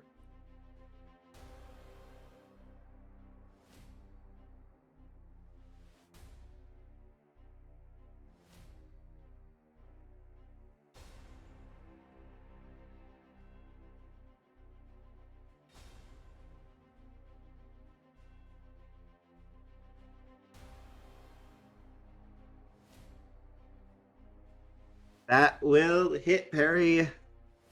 with a +2 over 2 successes on his defense. Okay. Because and his defense is down at the moment.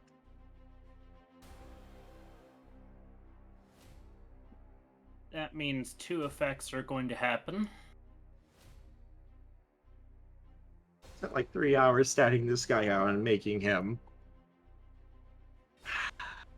Spiritual blockage plus Maw of Madness. What does that do? Maw of Madness or spiritual. Yes.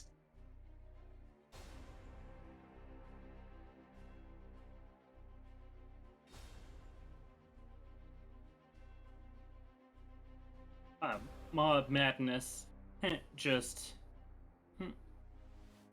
inflicts the moon taint.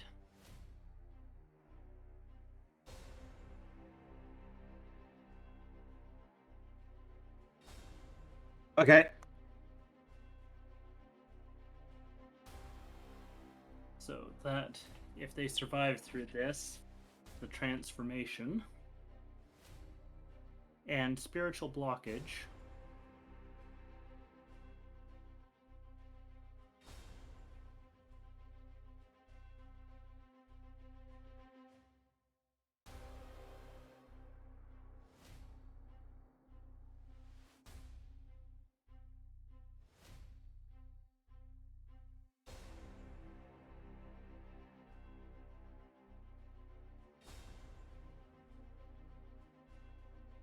I think Kerr is looking for what that's going to do. yeah, I Zoom, have you're to. I figured he was looking it up. He's not at his normal mic. okay. There we I was go. about to say he dropped quality like a rock. Yeah, that's Yeah. that's his mic when he's not at his computer. Gotcha. And make an attack with -2 penalty. If this attack deals damage, the victim loses a point of essence. Oh, that's mean. On an exceptional success, the victim loses 2 points. That is not an exceptional success, though. This essence is considered spent, not lost. As such, it limits the amount the victim can spend in a turn. Hey, Toshime. Mm-hmm.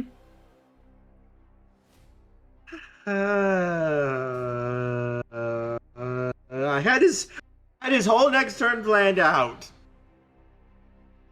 I had his whole next turn planned out, Toshime. I hope you're proud of yourself. Had being the key word. Don't worry, I'll kid.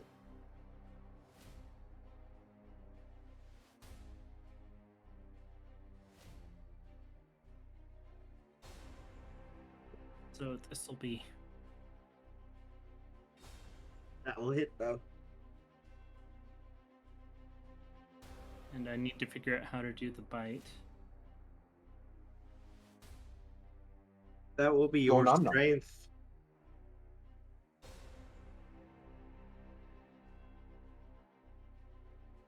By the way, for anyone that is debating whether or not they should get a standalone mic or just keep using a headset microphone, this is a prime example of why you should get a standalone microphone. Absolutely. Yep. Except for, I want to say that there's like this PS5 microphone that's like really surprisingly good. I have a standalone microphone. The audio mixer doesn't work though. I need to get a replacement. The headset that I have is an Astro A50. Like, Oh. top of the line Cadillac of headsets. It's a Yeah, very expensive, very high quality one. And you can still tell the drastic difference. Yeah. And Yeah. I had And- Astro A50s too, so yeah, I know. this is still in human form, but because it is a bite, It is considered aggravated damage. yep. Yes. I think, never mind, continue.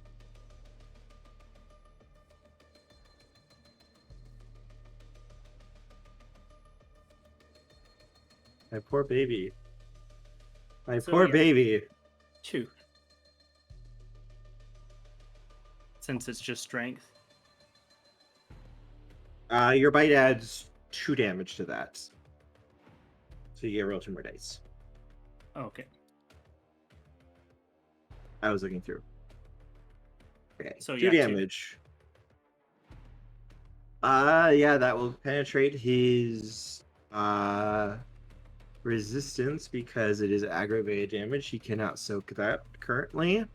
And that will drain. You can see as you bite him, you can see like some of the vitality in his form just drain out as it becomes like his human form becomes much less discernible. Like it's becoming more like think Slender Man type look. Like it's losing its features, it's losing its appearance. It's becoming very distorted. He tries to attack us with tentacles. I bite back with my own tentacles. Yeah, he does not look necessarily in great condition from that bite. Drake, it is your turn. All right. Oh, the first time in combat. Here we go. In this game ever for me. You're All good. right. I can help you through it. Yeah. Okay. All right. All right. So at this point, I guess I want to say I want to go into my my Krynos form. Okay. Yep. You can shift All right. there. All right. Do this point is like what can I do at this point now that I shifted? You can go in for an attack if All you right. would like. All right. Let's do that for now, just to start things off. Something simple. Okay. Do you want to go for a claw or a bite? Let's go with a claw. Claw it. All right. So make a dexterity plus a brawl roll for me. If you have All right. any specialty at all in like your claws. Oh yeah, you I get- have living weapon, so Oh, so you get the living weapon ability then. yeah. Okay, so that'd be... Got this right? So yeah, my dex plus my brawl. Okay. Yes. All right.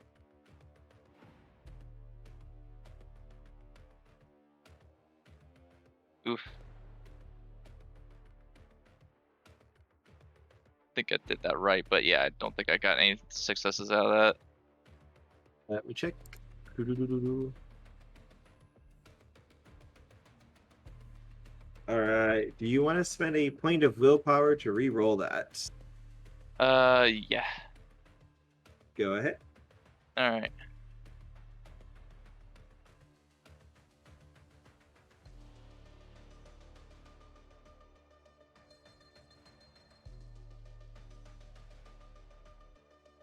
Oh, yeah, that's an Airbosh roll. I Roll want to stem you. roll a D4 for me. What again? Roll a D4 for me. A D4. Okay.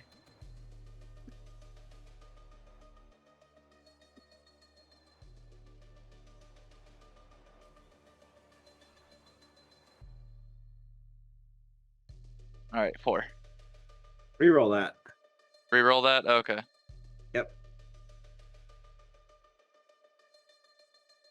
All right. Roll your damage, please. All right.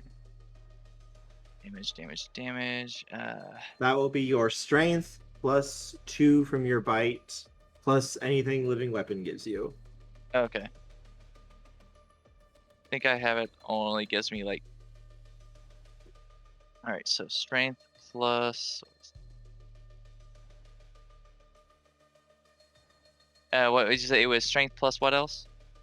It'll be strength +2 plus anything living weapon gives you. Okay. Strength +2 plus whatever living weapon gives me.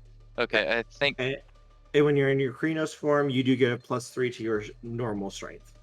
Okay.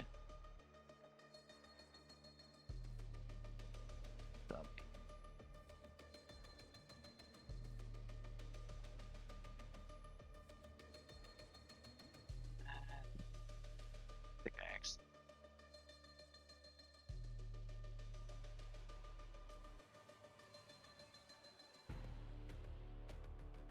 Right.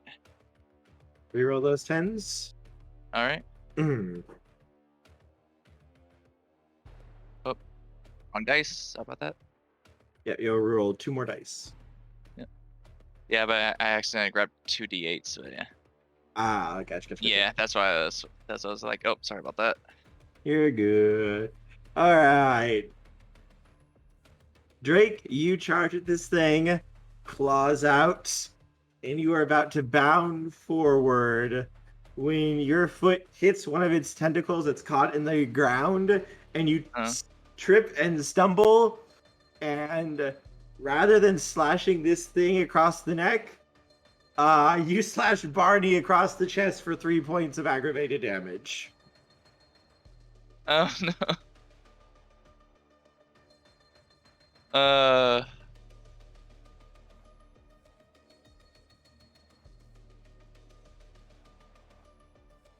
Whoops. Yeah, well, Yeah, it's not that bad. He can heal through it. It's just going to take a little bit longer for him to heal. alright. Damage in this is not that bad for werewolves. All right. Barney, it is your turn. You just got slashed across your chest by your ally by accident. Oh, how much damage did I take from that?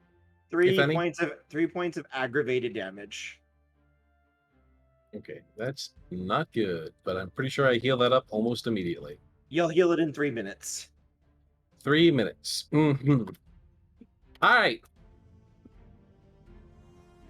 I'm just gonna give an annoyed look, but I'm still, killing this boy. So, I'm gonna slash his arms off, and yeah, more brawl clawboy. Rar Clawboy. Go for it. Brawl clawboy. Okay, so once again, is it still dexterity? Yeah. Okay. Dex plus my claws is 8. Also, Drake, add 2 beats to your sheet. Okay, who else is in my sheets? 2 beats under 2 beats. experience. Oh, under experience, got it. Yeah, when you screw up like that, you get beats. When you get 5 beats, it turns into a point of experience for you. Okay. 1.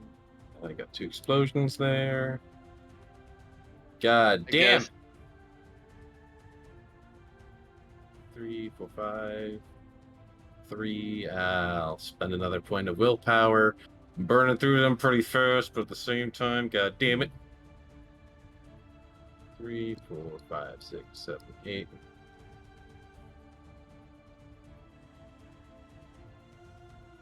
Bruh.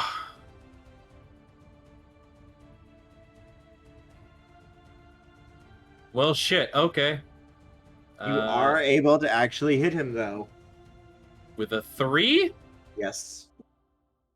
Okay. Yes, he is suffering penalties at the moment, thanks to what Perry did to him, and because he's still suffering from his botch. All right. I assume I'm not getting any extra. Yes, you will hit with a 0 threshold, so you will get no extra successes from the attack roll.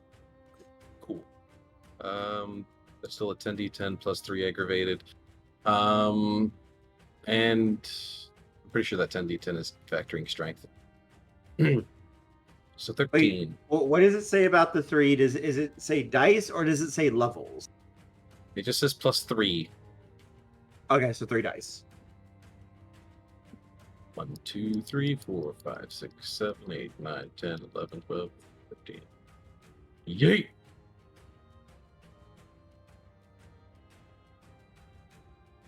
One, 2, 3, 4, 5, 6. 5, 6, 7, and that's 4 dice that explode.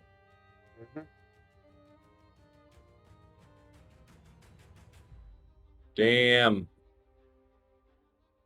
All right, 7 damage. Aggravated. Man, these this is the most middling dice rolls I've ever seen. Yeah, you're able to get some decent damage across as you are able to hit him. Your claws bite and tear into his flesh as he's desperately trying to strain and get himself loose. Yeah, he doesn't have any features anymore on his face.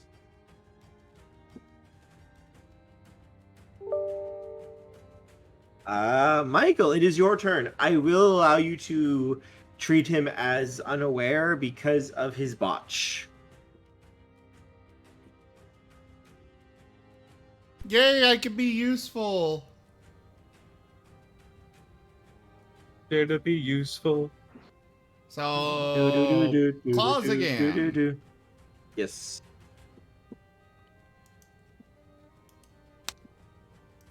With the eviscerate. Okay.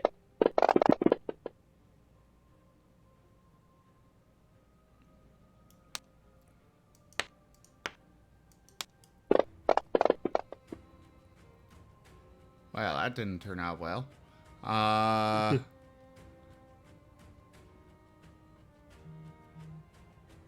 That's a threshold 6. 3 successes, though. So you get add 3 extra bonus dice to your damage. Strength plus 2 plus bonus. So strength plus 2 plus 3. Strength plus 2 plus 3, what? Yep. Roll your strength plus 5 for damage.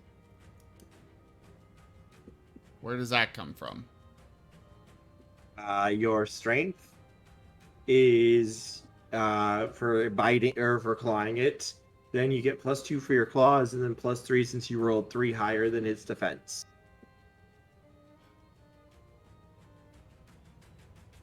Because I'm in Garou, the sheet here says I get 3 from that. Your strength is 4, isn't it? Oh, wait, it's strength plus 3. So the strength, okay, yeah. Yeah. So 4 Yeah, so you get- plus 5 then. Yeah. So you'll get 9 dice altogether.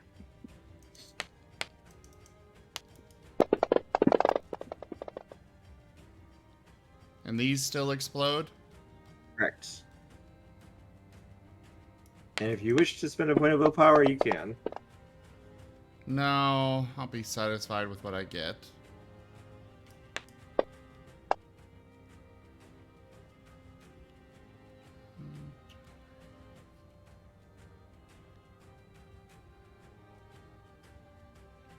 Seven. Ow. Yeah, you get behind it again, and your claws just come up from below and just rip through the lower back part of it before you bound away before one of its tentacles can try to get at you, even though it's stuck.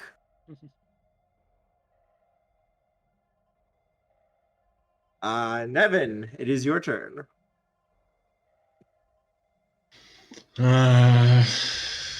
Still freaking debating if I should switch to melee or keep firing asshole.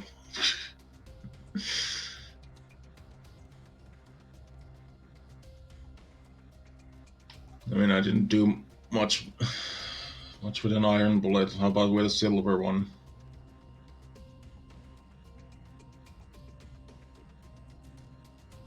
You could make a intelligence plus occult roll to try to identify or figure out what this thing's weakness could be. Intelligence occult. Yes.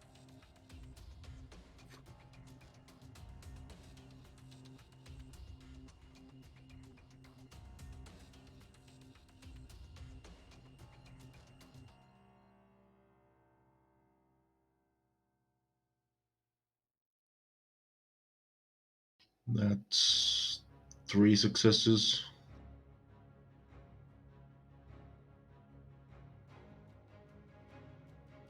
So with this type of creature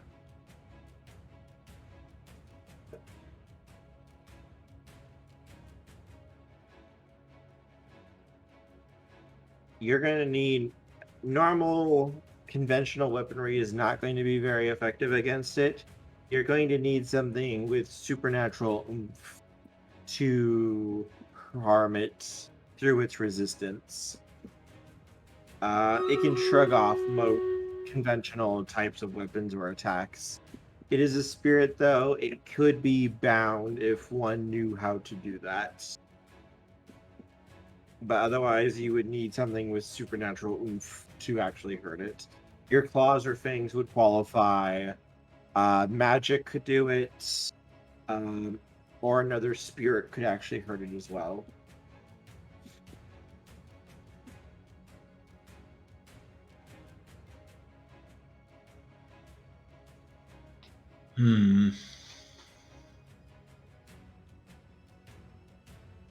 Well, if there's nothing for it, I gotta go just use my worst fighting skill.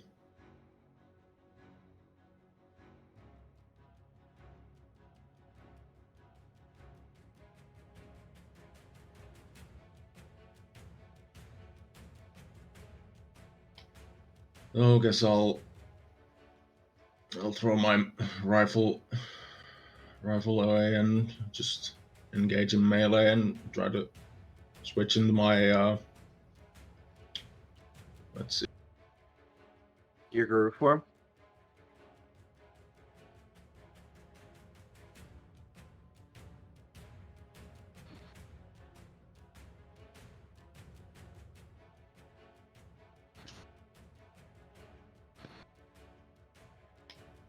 I guess my guru form for now. Okay. Make your dex plus brawl attack.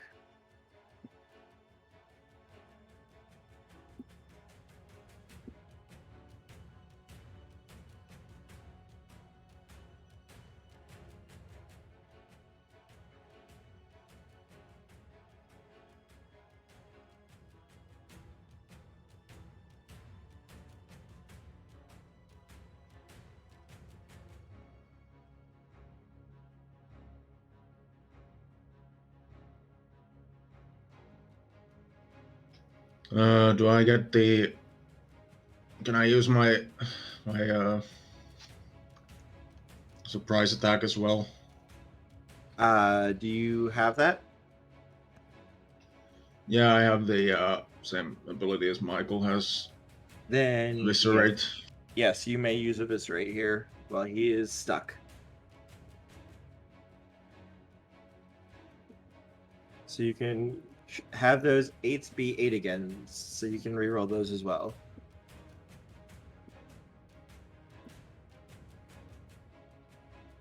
Oh, 2, 3. okay. That will hit with 6 successes over. So you will roll your strength plus 2 plus the claws, or blah, blah, blah, plus your successes over. So you will roll your strength plus 8 altogether in dice. And you remember your strength does get a plus 3 while you are in your guru form. Sorry, what is it? Again, strength plus. The strength plus 8, and remember to make sure that you add the plus 3 bonus to of your guru form to your strength. Strength plus 8. Okay. So plus 8. Like just flat 8 or 8 dice. 8 dice.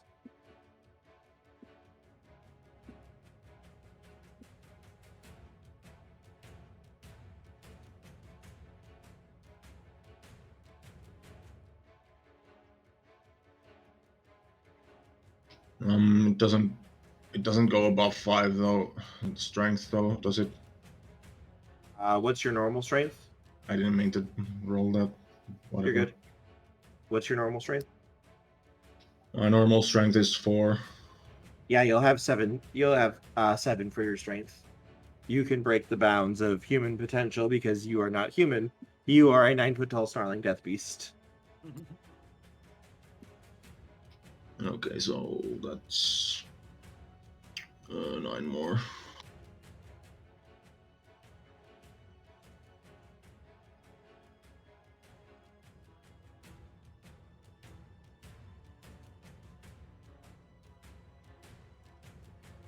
And you do get the 8 agains on this. My poor Let's see, baby. 1, 2, 3, 4, 5, 6, 7, 8.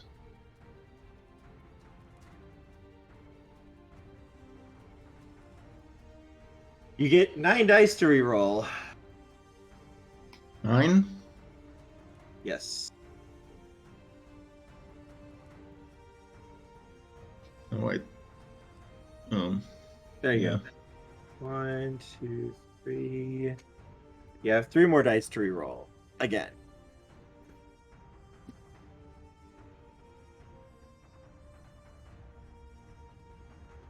One more. Oh.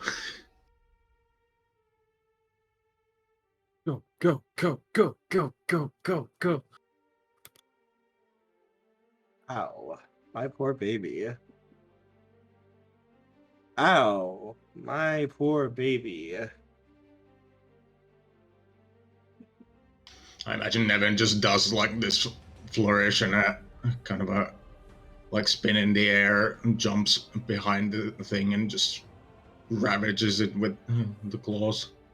Devin, you just ram your hand. Literally, you just pull your fingers together, ram it as you bound behind it, and literally just go through the back of its head, out the front, and then rip its entire head off of its body. Oh. Freaking Doomslayer moment right there.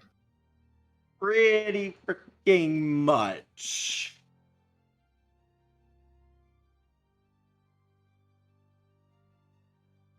As its body just kind of shakes before crumbling into just black ash. You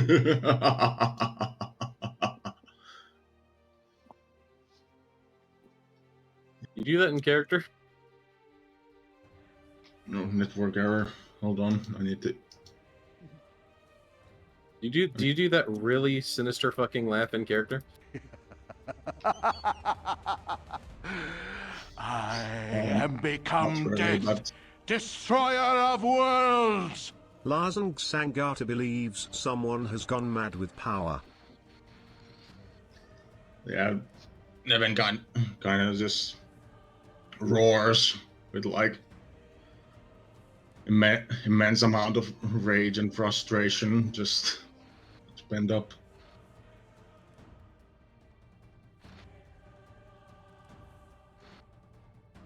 So I just want to lay this out real quick, okay, you guys? I just want to lay this out for what you guys just fought.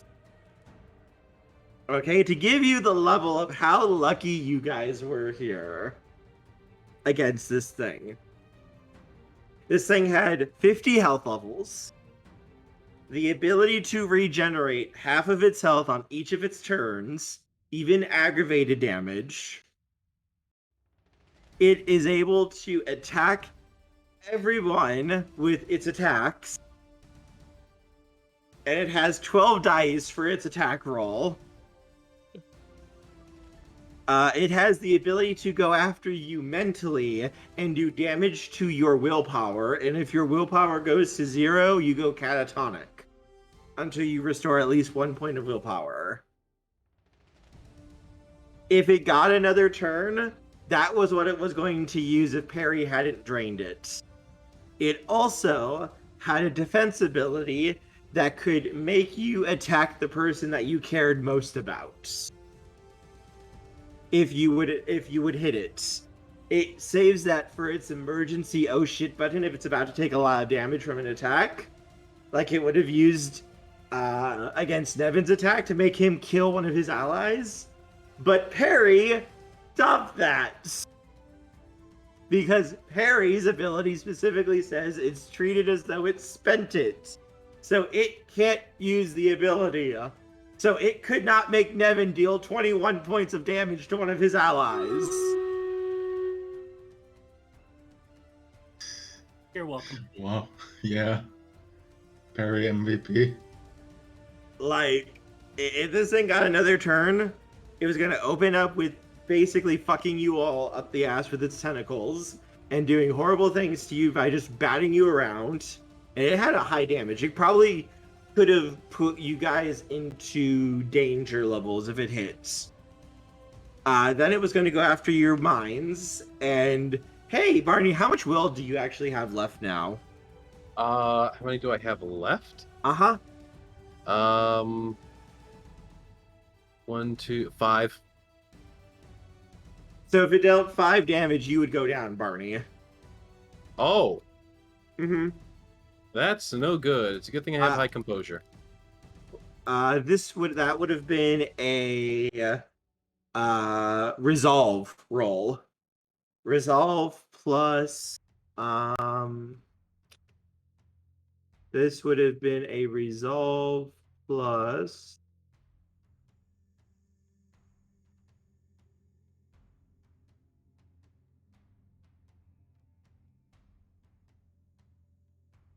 where is it? Resolve plus composure roll is what it would have been to defend Yeah. against it. Don't worry, Barney's ace at that. Yeah, but again, it would have done that to every person in the party. Yeah, but the first time it attacks me, I'm gonna give it the shaken condition. Yeah, it botched its first roll, which basically it lowered its defense and made it so it could be basically snake attacked again, which let Michael get a lot more damage in on it to basically keep up with Barney. And then after that, he wasn't able to recover. You guys were just able to output so much damage to it because it couldn't fight back or defend itself with its abilities, thanks to what Perry did to it. This is what happens when you work together with your abilities. Also, Nevin doing 21 damage. Just his worst freaking skill. I did not expect you to roll 21 points of damage. It's like it could have taken one or two more hits from like Michael and Barney because it was going to regenerate again after your turn. But it's just like, no, you had enough. You had enough dice of damage to get through because it can't soak aggravated. That's the one thing against a normal attack. It ignores the first 10 points of damage that you would do with any attack that would do lethal damage. It ignores the first 10 points of damage, and against any sort of brawl attack that does bashing, it completely ignores that damage. It doesn't take anything at all. It's a good thing I got Claw. Yeah, it can't soak aggravated though, which is the one saving point, and it has so much HP, it's a freaking damage sponge. Like, you guys were doing enough damage to kill 2 people in 1 hit. Like, that's the level of damage you guys were doing for Michael and Barney were. It's like, I gave it a lot of HP on purpose because I knew Barney could output the damage. I knew he could. And it's like, okay, you guys could probably still put out some decent damage, around probably 5 to 10 is my guess. But dear God, I did not expect the 21 damage coming in from Nevin. Was not expecting that. Also, it doesn't help that it rolled bad in the initiative, and 3 of you got to go before it. Yeah. But no, I applaud you guys. That was a good fight. That was a very good working together to deal with this thing. Yeah. We did good. And as its body dissolves away, you can see that uh, it looks like while you guys were fighting it, Nathan and Loop are over by the giant door behind where you guys were. And it looks like Nathan is working on the door, trying to get it open. Michael's just gonna open the door. Nathan's just about to put two wires together before the door just starts opening, and he just kind of stops. You Good know, job I killing could it, just but do that, right? yeah, but I was trying to be useful here while you guys were killing that thing. Oh, not to worry. You're still plenty useful. You know, And this as also brings to mind. Did Loop come in? Luke was standing guard next to him. Oh, okay. And where's Jason? Jason. You don't see Jason here.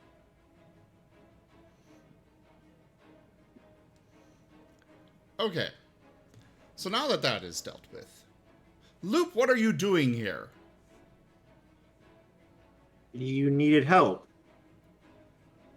But this is a danger.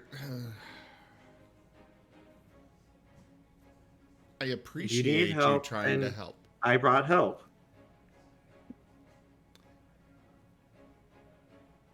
I appreciate it. Just try to stay out of danger, please. I can take care of myself.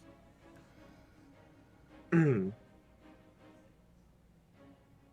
would feel a lot better if you had more training. He'll kind of glance to the side and give a shrug. Also, where is Jason? He came through the portal, but he didn't step out with us. And as the door finishes swinging open, all of you see like a blindingly bright white light coming from the doorway, and you see Nevin, Perry, Barney, Michael. You see someone you will recognize. Wait, we see it? Uh, I thought it was we were blinded by the light. You can see once your eyes adjust to the lights. I My shift back into my apologies. human form and pick up my rifle again. You guys can see a man standing there, a large broadsword in his hands, the blade glowing with that almost blinding white light. Drake, you see a man, early 20s. He is wearing basically a vest and what looks like actual chainmail. Oh. And he has a very large broadsword that he is holding up in front of him. And the sword itself is glowing with this radiant, warm white light. And in front of him, you can see... Well, sorry. His back is actually to you guys. In front of him is what looks to be 24 what looks like children. Their forms are dirty. Their bodies, you can see wounds on them. One of them has a hole in his chest where his heart would be. Another's skull is cracked open. One of them is missing what looks to be like his arm, his right arm, and you can see it just kind of floating there, like a foot away from his body. Oh. And each of them looks that way. But you would guess under normal conditions you would not be able to see them, or if you did, they would be very, very translucent. Here, under this light, their forms look hard and solid and real.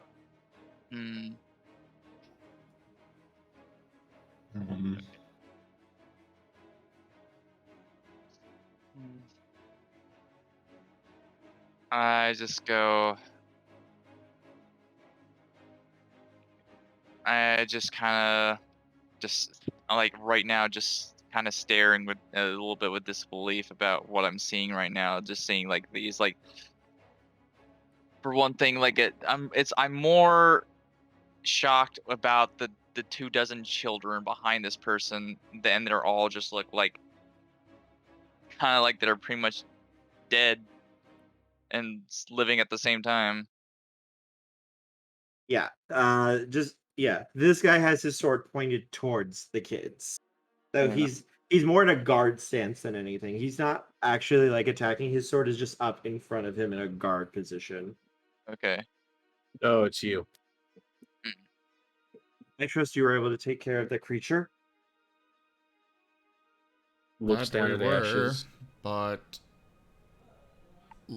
can we avoid killing the children?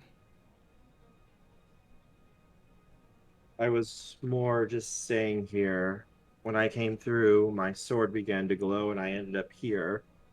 The children were getting ready to try to jump you all, and I was able to keep that from happening. Yes, good job inviting Jason, by the way, because he was able to keep these kids from getting involved in the fight. Ah. If you hadn't invited him, these kids would have joined in. It would have been even harder. Mm. Wait, aren't those the kids that we've already struck a deal with? No, these are dead kids. Ah, Yeah, they're dead. These are not hunters. These are ghosts. gotcha. Yes. Under Jason's sword's light, they appear solid and real. Ah.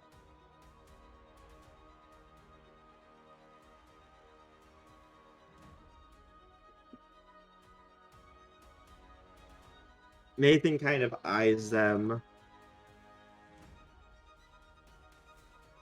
I don't know if I'll be able to help them or not. I could try, but it might be better to deal with them. He kind of whispers this to all of you guys.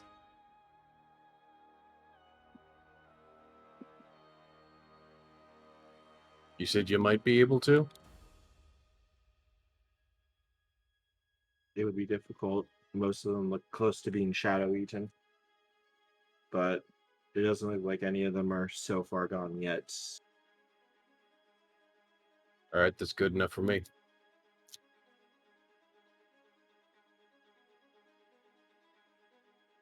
I would rather at least make the attempt than kill them without trying. Sentiment exactly. Same as for me too. How can we help you do so? He kind of seems to consider for a moment. With him and that thing he has, doesn't look like they'll be able to go anywhere for the moment. I can try talking with them and working with them. You guys still need to set the explosives. He points to a side door in the within the kids' room. The central pillars should be going through that door there. You should be able to find the central strut that holds up this facility and set the explosives there.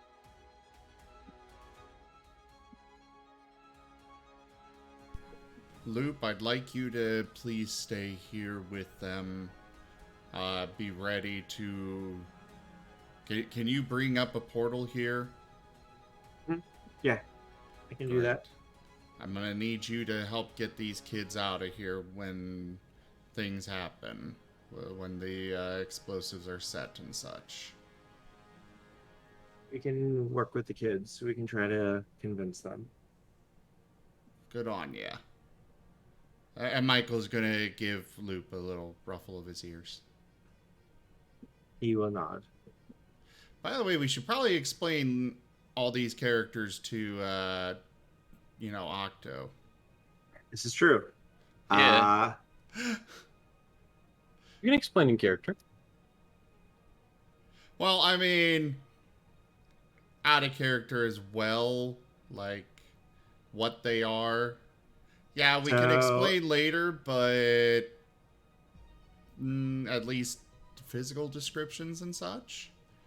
I do want At to least, step away at for least, a little bit, though. physical description at least, and I can work out the rest. I get like over time.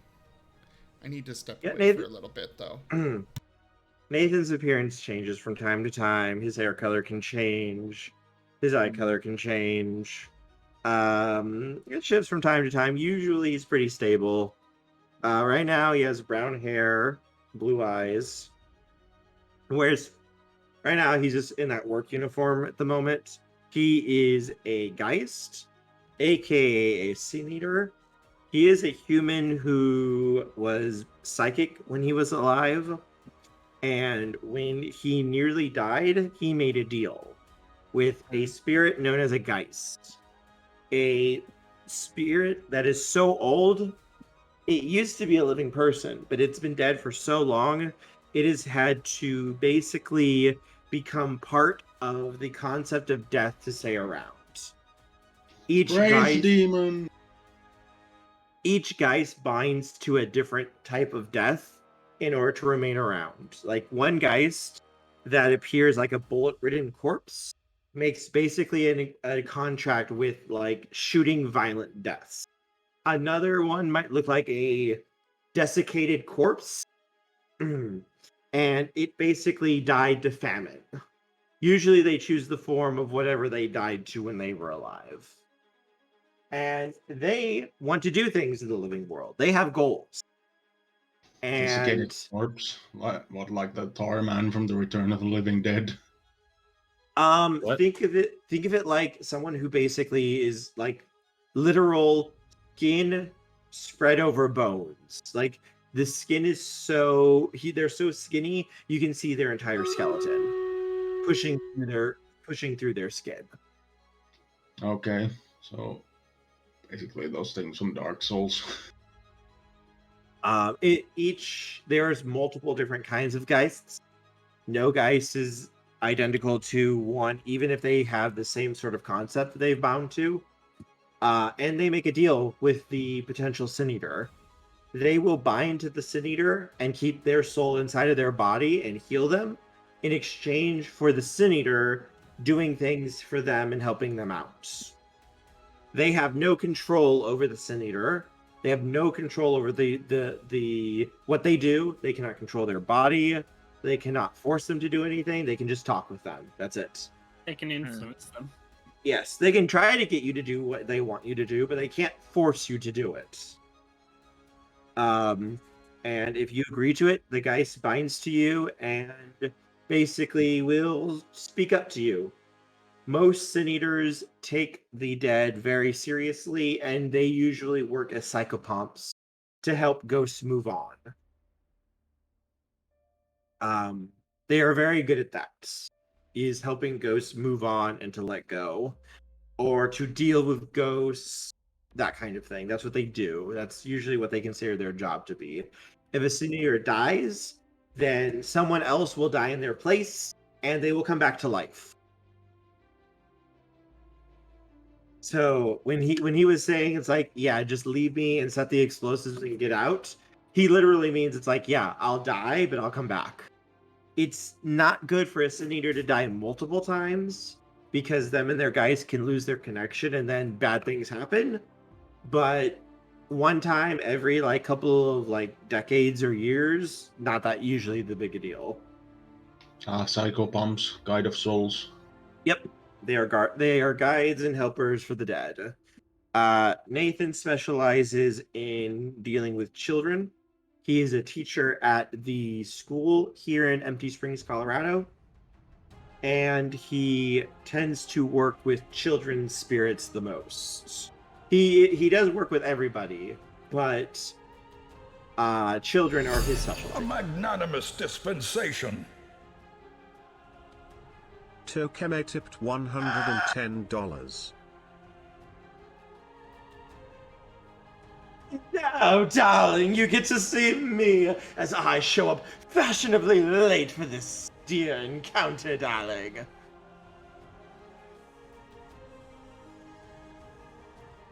Greetings. I am the one, the only, the most perfect domino.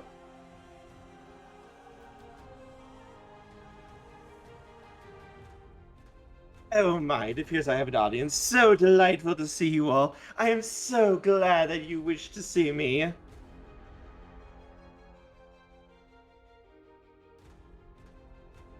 How would Domino react if What was that? how would Domino react if people started drawing like Rule 34 out of him? Well, if you are able to do it perfectly, I suppose I don't mind. It's the thought that counts, darling, honestly.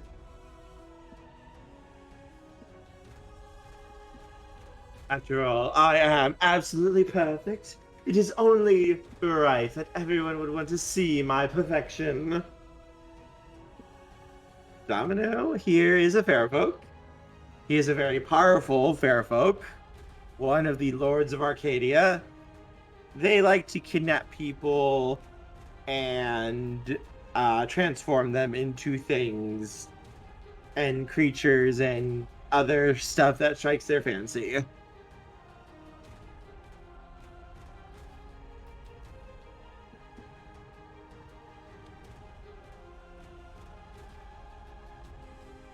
But going back to our other characters, but darling, you could talk about me. Yes, he can also break the fourth wall too. Darling, fourth wall does not protect you from me. After all, I am perfect. I know everything that is going on at all times and every single little thing you do. Sometimes I show up, sometimes I don't. Well, it depends on my mood. Oh yeah? What color is my underwear? It's blue. Trick question, I'm not wearing underwear. As you look, you're not wearing blue underwear. No, I'm not. You are. You gained blue underwear. I'm looking down. I don't see any blue underwear right now. It's because, darling, your perfection has not reached my level. Therefore, you cannot perceive the more perfect world that I see. Do not feel bad, darling. It takes years and years of training to reach the level that I am at.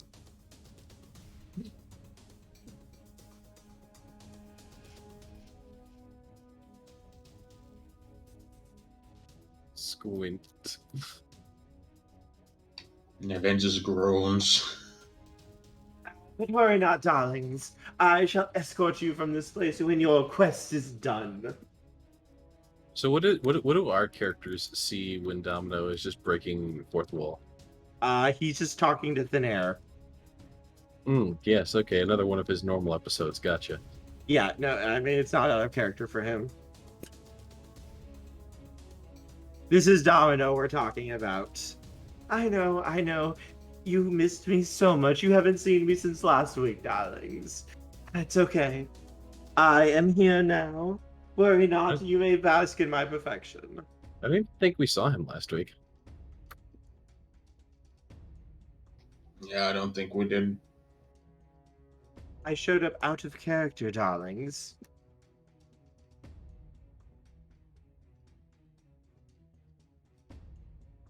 And it wasn't for this little world, it was for a different one, I believe.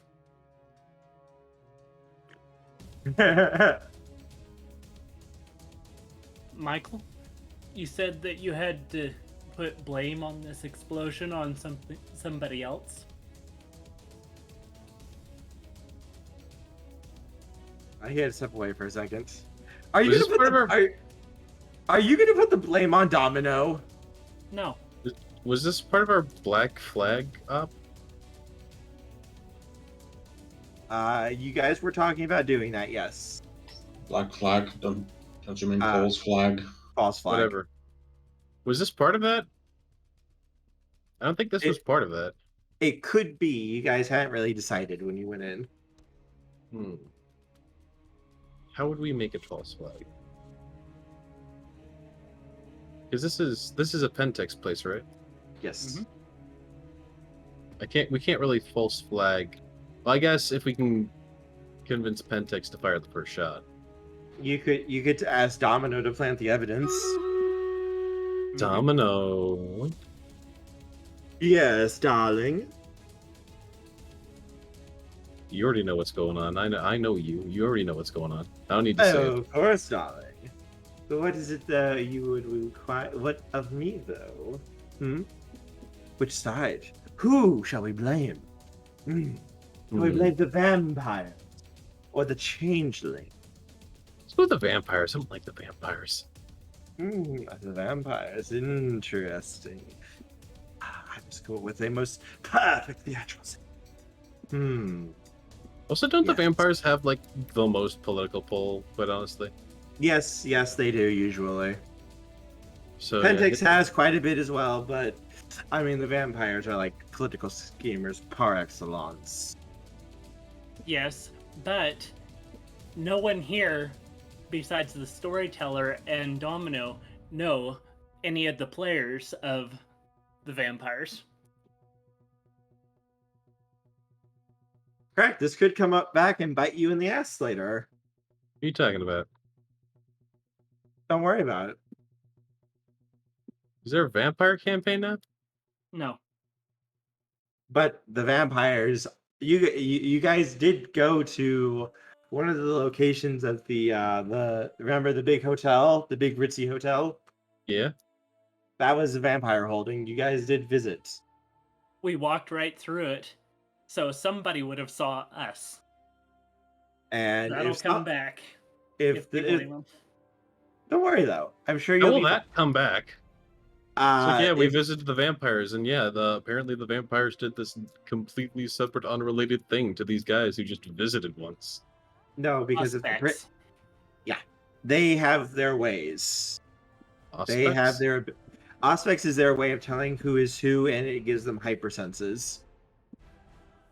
What? They can look at you and know you're a werewolf, and then be able to identify you again, basically, literally from your smell, from from literally halfway across the city. The vampire gifts can be scary depending on Here, how put it strong this the way. vampire is. We This is why we're- walk through their home. They know who we are. They have people watching us.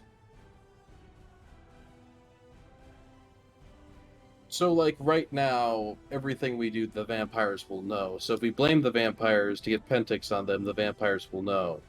Just instant. No, they probably Not won't know instantly. But they have contacts, they have connections. If Pentex starts poking around and blaming them, they're gonna go, "What the fuck? Who did this? What happened?" Yes, this is And going to be fun. that's when the vampires start calling in their contacts, their information, the people they know, the ghosts, the fair folk. Especially with what's happening in the mage game, this will be fun to blame the vampires. The vampires Well- could find out. Well, no, they can't. And there's a very good reason why they will never find out. And why is that, darling? Because our tracks will be covered perfectly. Indeed, darling. It will be a perfect operation, however, well, I can assure you, I can promise you upon my name, that I will ensure that anyone who looks at this scene will believe that vampires were the ones who did it.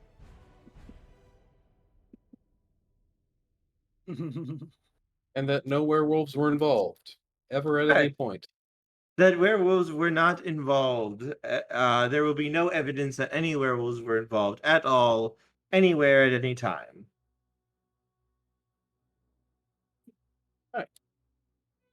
I think that's enough stipulation that we shouldn't have to worry.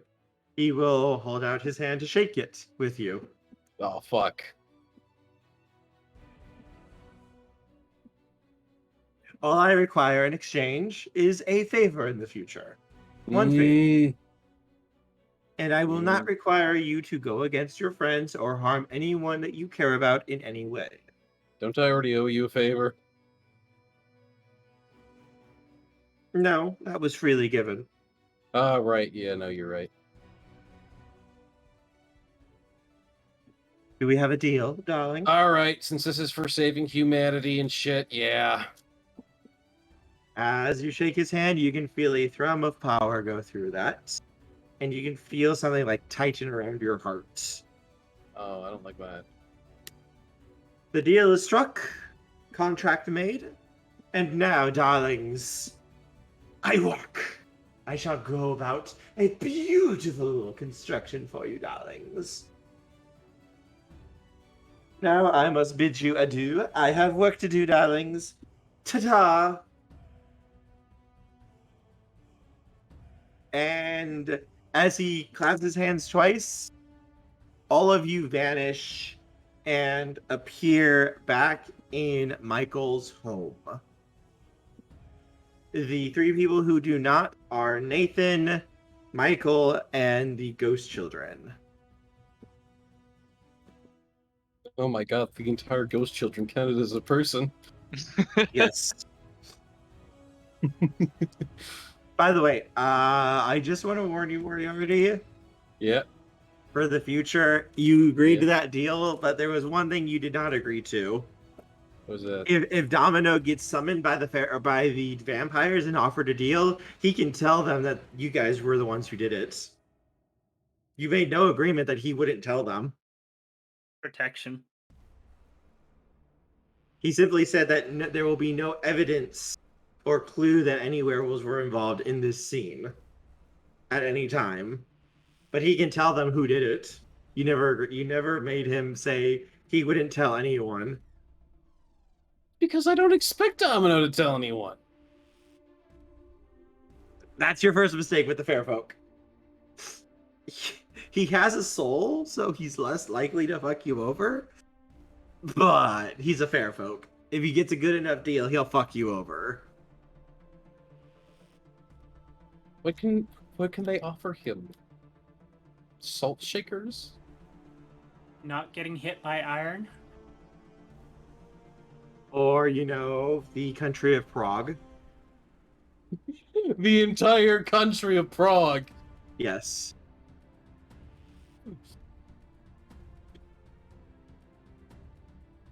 They have influence, especially around here.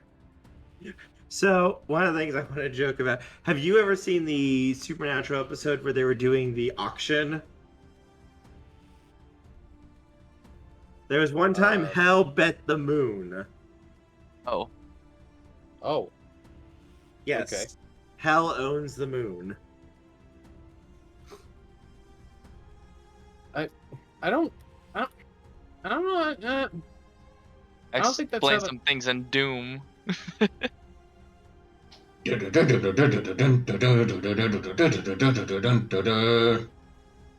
No. When you're dealing with the fair folk, you have to be very ironclad with their contracts. Otherwise, they can and will fuck you over. So you can't just blow a hole into the surface of Mars. I totally don't think this is going to backfire horrendously for you guys and lead to another plot point once we have a little bit of a time skip in character building and stuff. Oh, we're not No. gonna have time skip. We've got a year to take down Pentex. We can't time skip. We've got 1 year. And only 1 year. Every day has to count. I mean, you might just have like a week or two off so you guys can have some downtime, spend experience, and be able to do some character building with each other and, have your characters be people.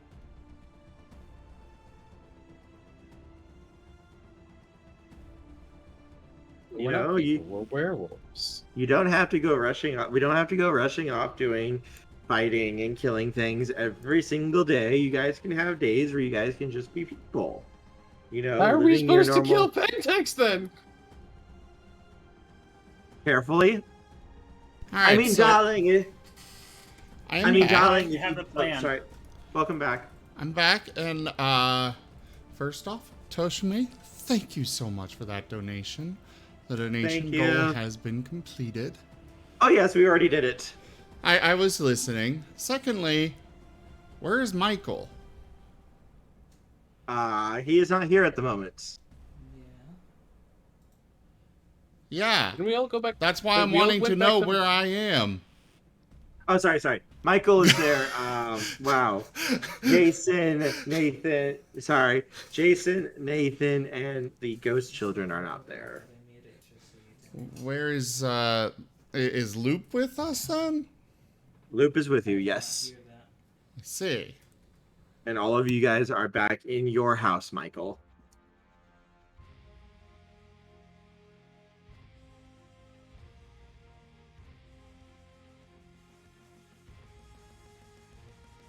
right, well, carry on. And- That's all I wanted to figure out. So what does Michael think about the deal?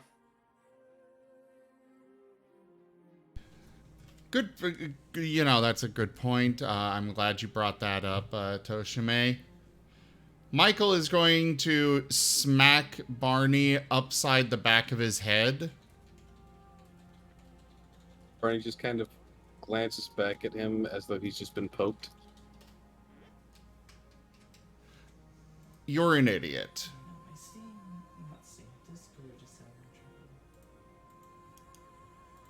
All right.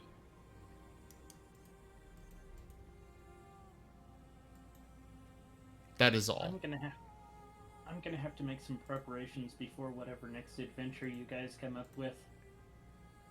Agree to disagree. By the way, Drake, you are now standing in a very, very nice living room. Very nice, Very but nice. nondescript. Mm-hmm.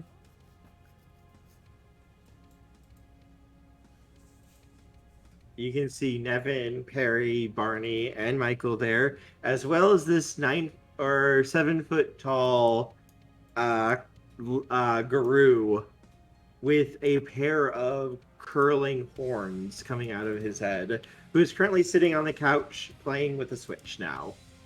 Well, that's not in... Oh, he's got this. You know, that just occurred to me. First, I thought he was, you know, small, not 7 foot tall. He usually stays crouched and kind of pushed in. He is very large, though, when he wants to be. Okay. Your voice. Follow-up question here. How the fuck is he playing on a Switch? Very carefully. Those controllers are made for babies. Yeah, You can see- You can see he's literally using the very tip of his talon to push the buttons. And you can see, like, he's doing it with, like, the bare minimum of force possible. Okay. I think it's endearing that he's taller than Nevin in his guru form. I just wanted that question answered. I am satisfied with that answer.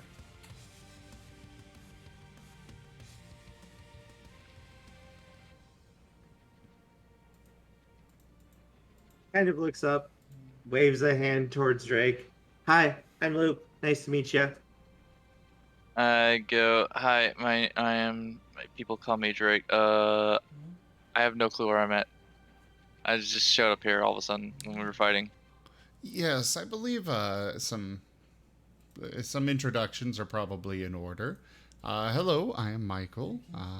Welcome to my home.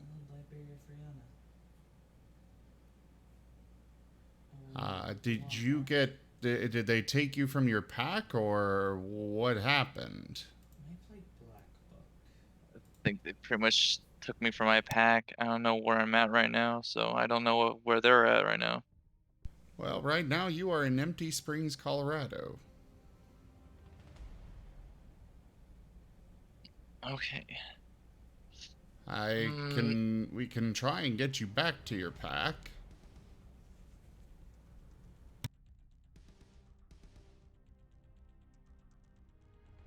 I mean, that'd be appreciated if we know where to look for first. So why were you selected?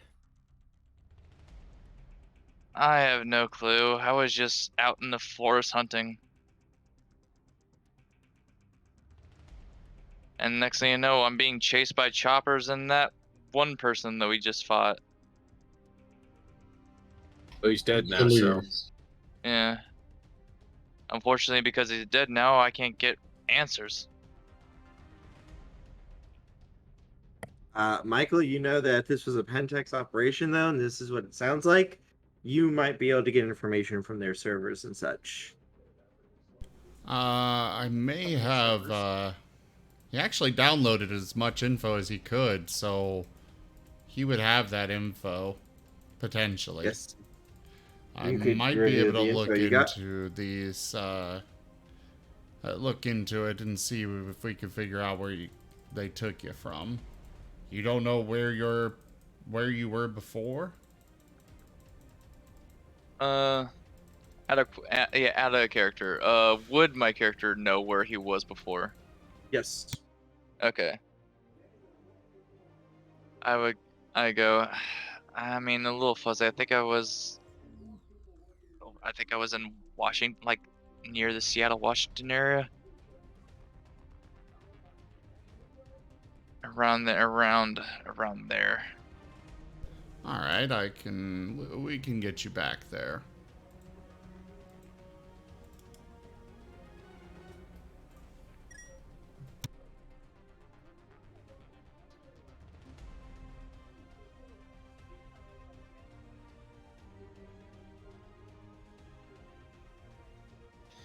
Nevin is take- originally from Grand Rapids, Minnesota. It would take time to arrange such a thing.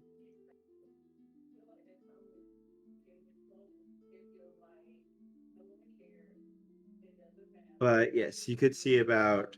You would probably want to talk to Winter Sun. He would probably be the best contact to try to gain contact with other packs across the United States. Hmm.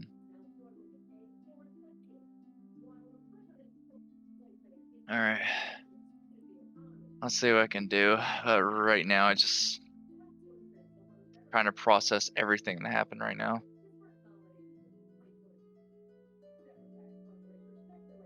Take your time.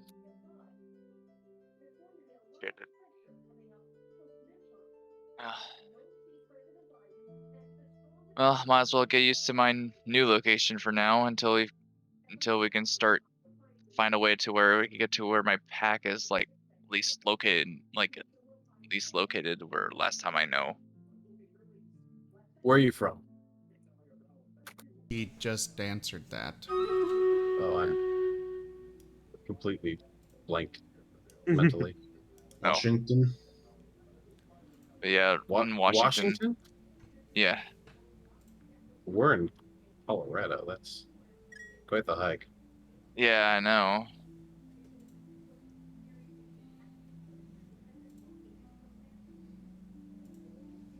Like, I don't know what warranted coming out all the way out from there. If we ended up in Colorado, if we're in Colorado.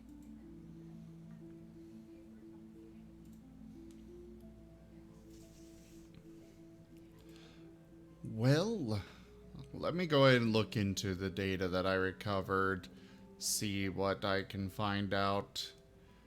Better not to send you back until after we've looked into that, because we don't exactly want them to just pick you up again. Yeah. And honestly, I want answers too. Because I mean, as I said, like helicopters plus that one person that we Kaelin had to take Dragon, down. it seems that Zoroark 720 loves you a lot. Good luck. But yeah, I mean, you don't send things like that just for for a werewolf like me. I don't really. I mean, yeah, I've been around for a while, but I think what they did was overkill. You haven't done anything special. I don't think so.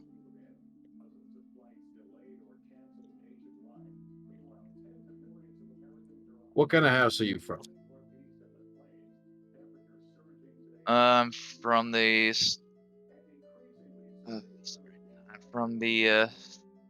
Stormlord's tribe. Ah, all right. Get something in common there.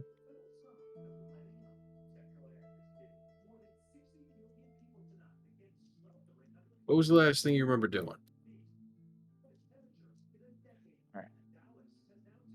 All right. Remember, I remember I was trying to help out with we were having a bit of a food shortage. I was just doing what I like to do. I'm honestly one of my pack's hunters, and I enjoy it a lot. I mean, I like since I like being out and I'm lupus born, so I like being out in nature. Yeah, you seem pretty strong. And like next thing, again, as I said, I just don't know why I got this much attention out of nowhere. I'm curious that I'm wondering if what the tribe did maybe what caused this. I don't know.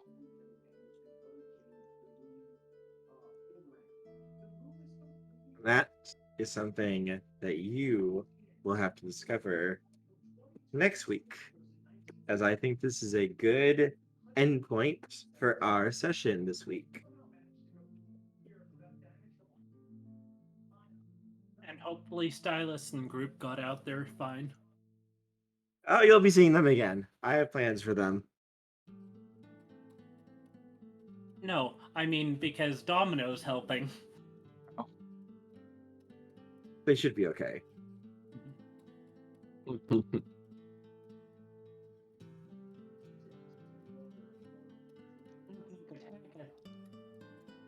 Yes, I hope everyone had fun this session. We had our first big boss fight. Well, good job. You guys murdered my friend. It took me like 4 hours to make him.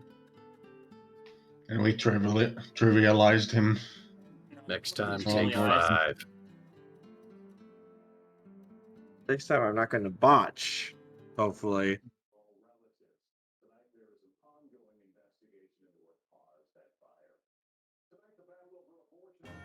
Just make something that can't botch.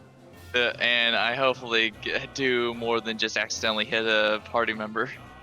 You will. Don't worry. Don't worry. Yeah. Don't worry, I'm healed. Oh yeah. We get a point of willpower back from resting, right? You can all, each of you can restore all of your willpower back. Okay. Well, there's the music again. Yep. And each of you can get 5 points of experience to your sheet. All right. So if we count last week, we should have 45 total, correct? Yes. All right, cool. So that also goes for you, Octo. All right. So I have 45 in total. Yes. All right. Nice. And it should be pinned in the werewolf stuff. The cost of everything to raise it. How many points of experience it costs to do. Yep. Okay. So yeah, it sounds like I got a lot of experience points to work with then. Yes. Oh yeah. Oh yes.